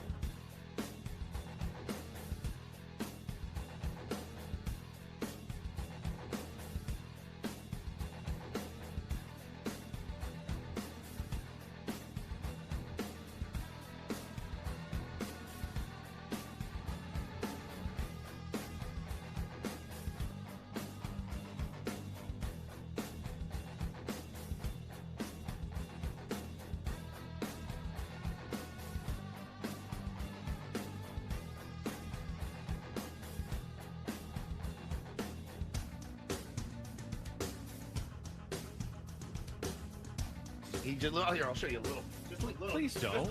What hurts on you? Nothing at all. A little bit. Not that now. So let's say whatever you're about to touch is the only thing. Let's say It's gonna hurt. Right? All right, yeah. Okay. Pretend your knee hurts. Pretend your knee It's going to in a second. right here. Oh, that is not pleasant. Hey, player, this is all yours. This room with this view. This speakeasy with this cocktail. Hey, could you make that too? The spa with this. Ah. And this pool on this roof. This is all for you. The all-new Hamul Casino Resort, now open.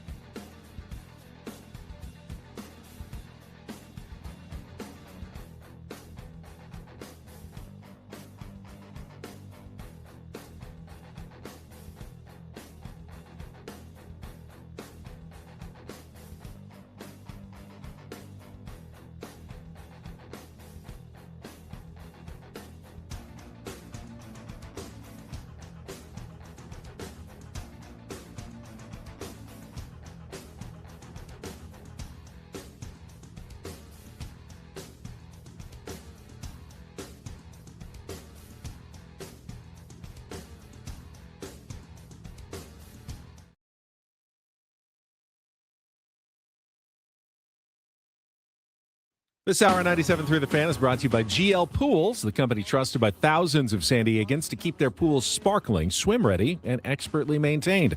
Call GL Pools now and say radio for a free month of service. It is now officially conference tournament season in college basketball. Most of them next week, but some of them already underway. USD won last night against Loyola Marymount, so their season lasts at least one more day. In the West Coast Conference Tournament, they will play Seattle U in the second round. Of course, at the end of the season, they are moving on from Coach Steve Lavin. Haven't heard anything on their new coaching search other than they're very committed to, like, they want to do some NIL. They want to get a good coach. Yeah. They want to turn that program around and become a contender in the WCC. UCSD lost last night here on 97.3 The Fan. Had a 12-point lead in the second half, and Cal State Fullerton came back, took the lead, and won. In the final minute, which snapped the Tritons' 5-game winning streak. They still have won 20 games, though. They're in the top half of the Big West. I think they dropped into like 4th or 5th.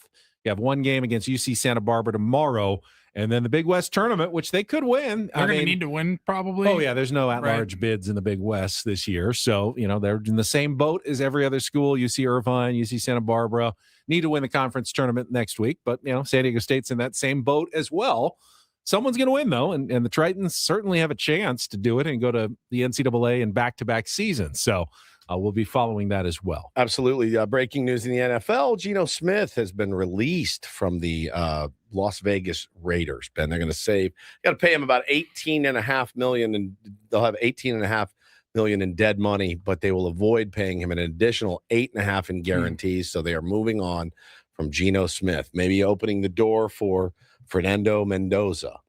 I would think the Fernando Mendoza era is likely in Las Vegas. I think so too. Perfect guy for Vegas too, because he's like real straight laced. He's like, the lights, the glitz, Sin City. What's that? Like, I'm just here to grind and play football. He's comfortable in his own skin. You can tell that. Oh yeah, Fernando Mendoza. This is the thing that pisses me off. I hate like the NFL draft season because we still have, 2 months before the season or the draft? A month and a half. A lot can change. A lot can change, but also nothing's going to change with them. Like, they know they're going to pick Mendoza. They're going to wait.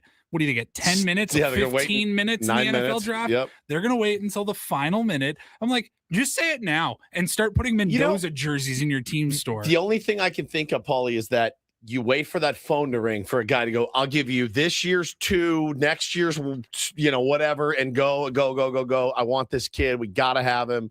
Blah, blah, blah. And let's be honest, anything can happen. Anything can happen. Fernando Mendoza comes up on the crime blotter in the next month or so. Nothing keep your options open a little bit. That one would the very surprise last minute. That would surprise me a little Now, bit. it is silly when they are on the clock and they wait the full 15 minutes or whatever it is to make the actual pick. At that point, nothing's going to change. You can announce it instantly, I would think, but that's how it works. I'm going to take my talents to whoever drafts Jeremiah Love. That's going to be my... Some people think he is the most talented player. Had the best in combine. the draft. One of the best combines in history. But, he's a running back, which is the now pretty much least valued position in the NFL. Yeah.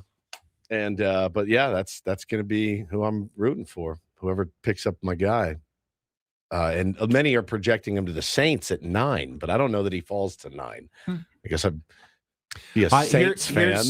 Here's one thing I guarantee Me and you. our pal TJ in the chat. Whoever takes him in the top 10 will get ridiculed for taking a running back in the top 10, but we'll probably be pretty happy that they have him in the long run. I promise you. All right, let's get our final check of traffic. Then we'll spin the topic wheel to wrap things up on a Friday next year on Ben and Woods on 97.3 The Fan. From the 855 Get Ross Traffic Center. Injured? Demand justice. Demand Jurowitz. 855GetRoss.com. Here's Kelly Danick. Traffic is sponsored by Hamul Casino. Wrapping things up with a couple of problems in the North County. Got a pickup truck that has caught fire westbound 78 before Emerald. It's over the right shoulder. And some military activity has got the Harbor Drive exit shut down off of northbound 5. Hey, player, the all-new Hamul Casino Resort is all for you. Enjoy a super luxe hotel experience, a super secret speakeasy, an indulgent spa, and an epic rooftop pool. Book your experience at hamulcasino.com. I'm Kelly Danick with Ben and Woods, San Diego's #1 sports station, 97.3 The Fan. Topic wheel brought to you by the SDCCU fan hotline. It's not big bank banking. It's better. That sounds made up. I did make that up entirely to sneak that in. We've done this organically in the past, but I'll ask it anyways. What show had the best series finale of all time? Oh, we have Your talked favorite? about this before. Over and over and over, I feel like. All right, well, then quickly, what's your favorite? I'll go Breaking Bad. I'll just take it off the board. It's a great one. I said 6 Feet Under, which is not a show everybody watched, but was a really good HBO show that really wrapped things up nicely. Sopranos made me insane, so I can't say it. Right. It made me absolutely insane for like a whole year after. It was terrible. You know which one I liked a lot? Friends. I thought Friends ended really well. Oh, me too. It's very Did sweet. she get off the plane? Did she get off the plane? Yeah. Seinfeld was horrible. Yeah, Seinfeld it was not bad good. too. Horrible. Yeah. Not good. Poor Larry David, man. That's all I got. All right.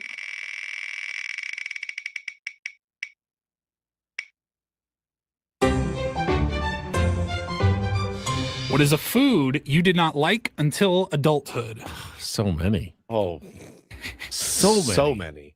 Blue cheese definitely was in there. Probably a lot of veggies, I'm guessing, for all of us, right? Yeah, lots of veggies. I didn't mind like some veggies, of course, as a kid, but like Brussels sprouts would probably be one. Well, of them. okay, Like, so I wouldn't have Brussels touched sprouts, that as a kid. I don't know that Brussels sprouts count because when we were kids, Brussels sprouts were horrible because they were steamed and they were gross.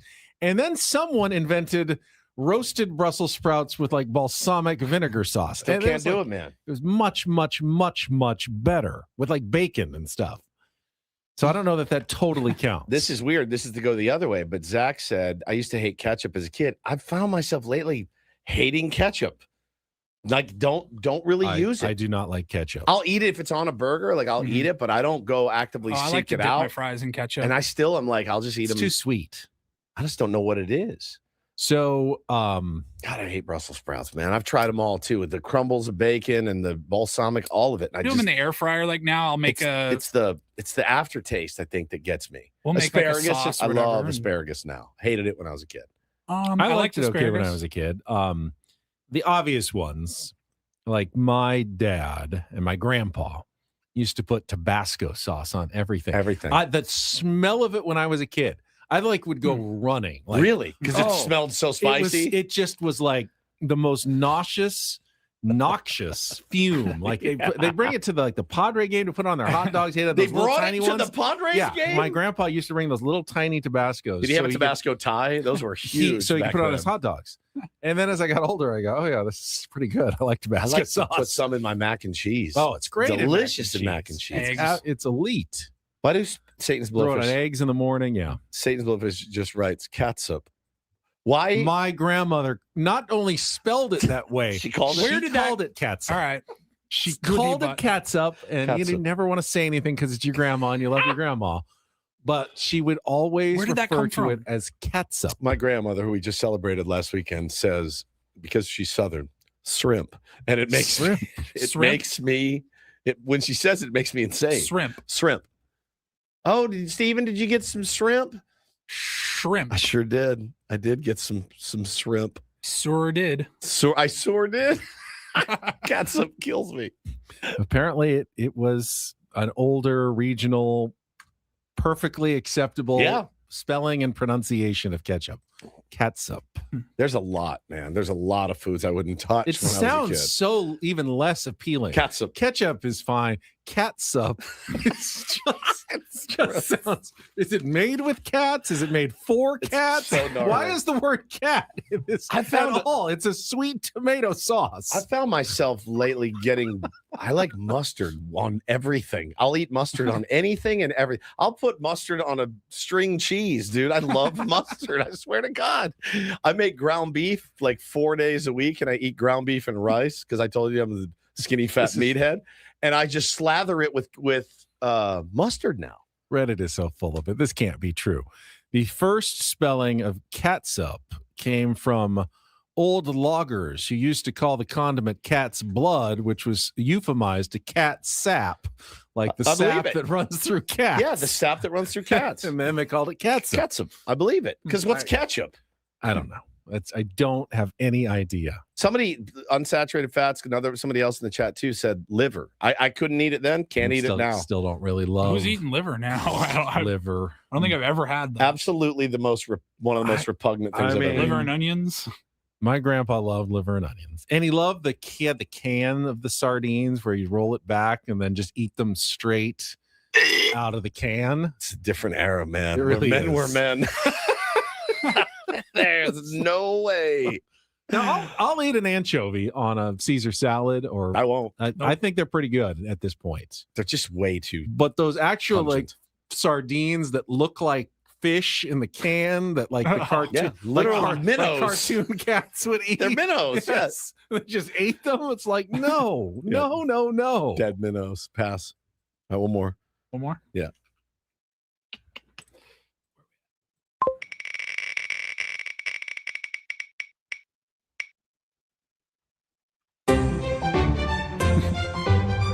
What is a job you would never do no matter how well it pays? Ooh.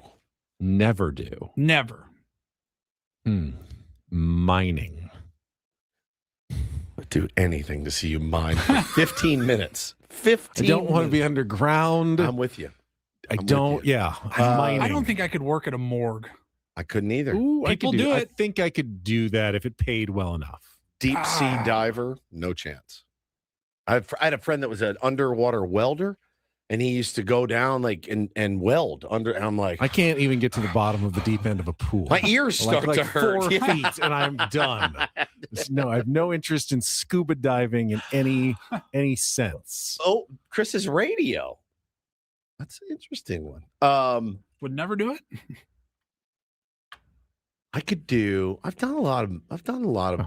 I'm with jobs. Elisa. Morgue sounds peaceful, to be honest. Are you guys kidding me? No It'd be way. It's always pretty quiet. No one's making a big fuss.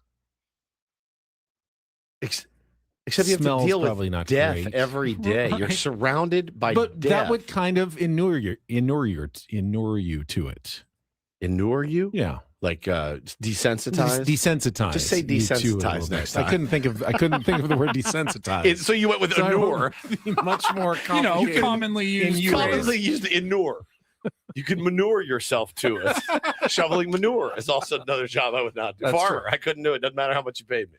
So I couldn't do it, but there's always a certain appeal, like to think about farming and living off the land. Farming. I thought you meant working in a morgue. I was like, farming. go to farming. Cut the show. It looks and they make it look in movies. You're like, you have I don't know that there's anything appealing about it to me. Field of Dreams. Field of Dreams is appealing. He's going bankrupt. He wakes up early. Everyone in town thinks he's a moron. That's a great story. Daughter chokes on a hot dog.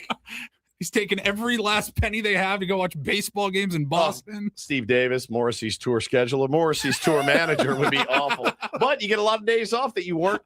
Oh, we're stuck here. I guess I have the day off today in Paris because Mose doesn't want to play again. So it should be a decent gig. Gastroenterologist. Correct. Urologist.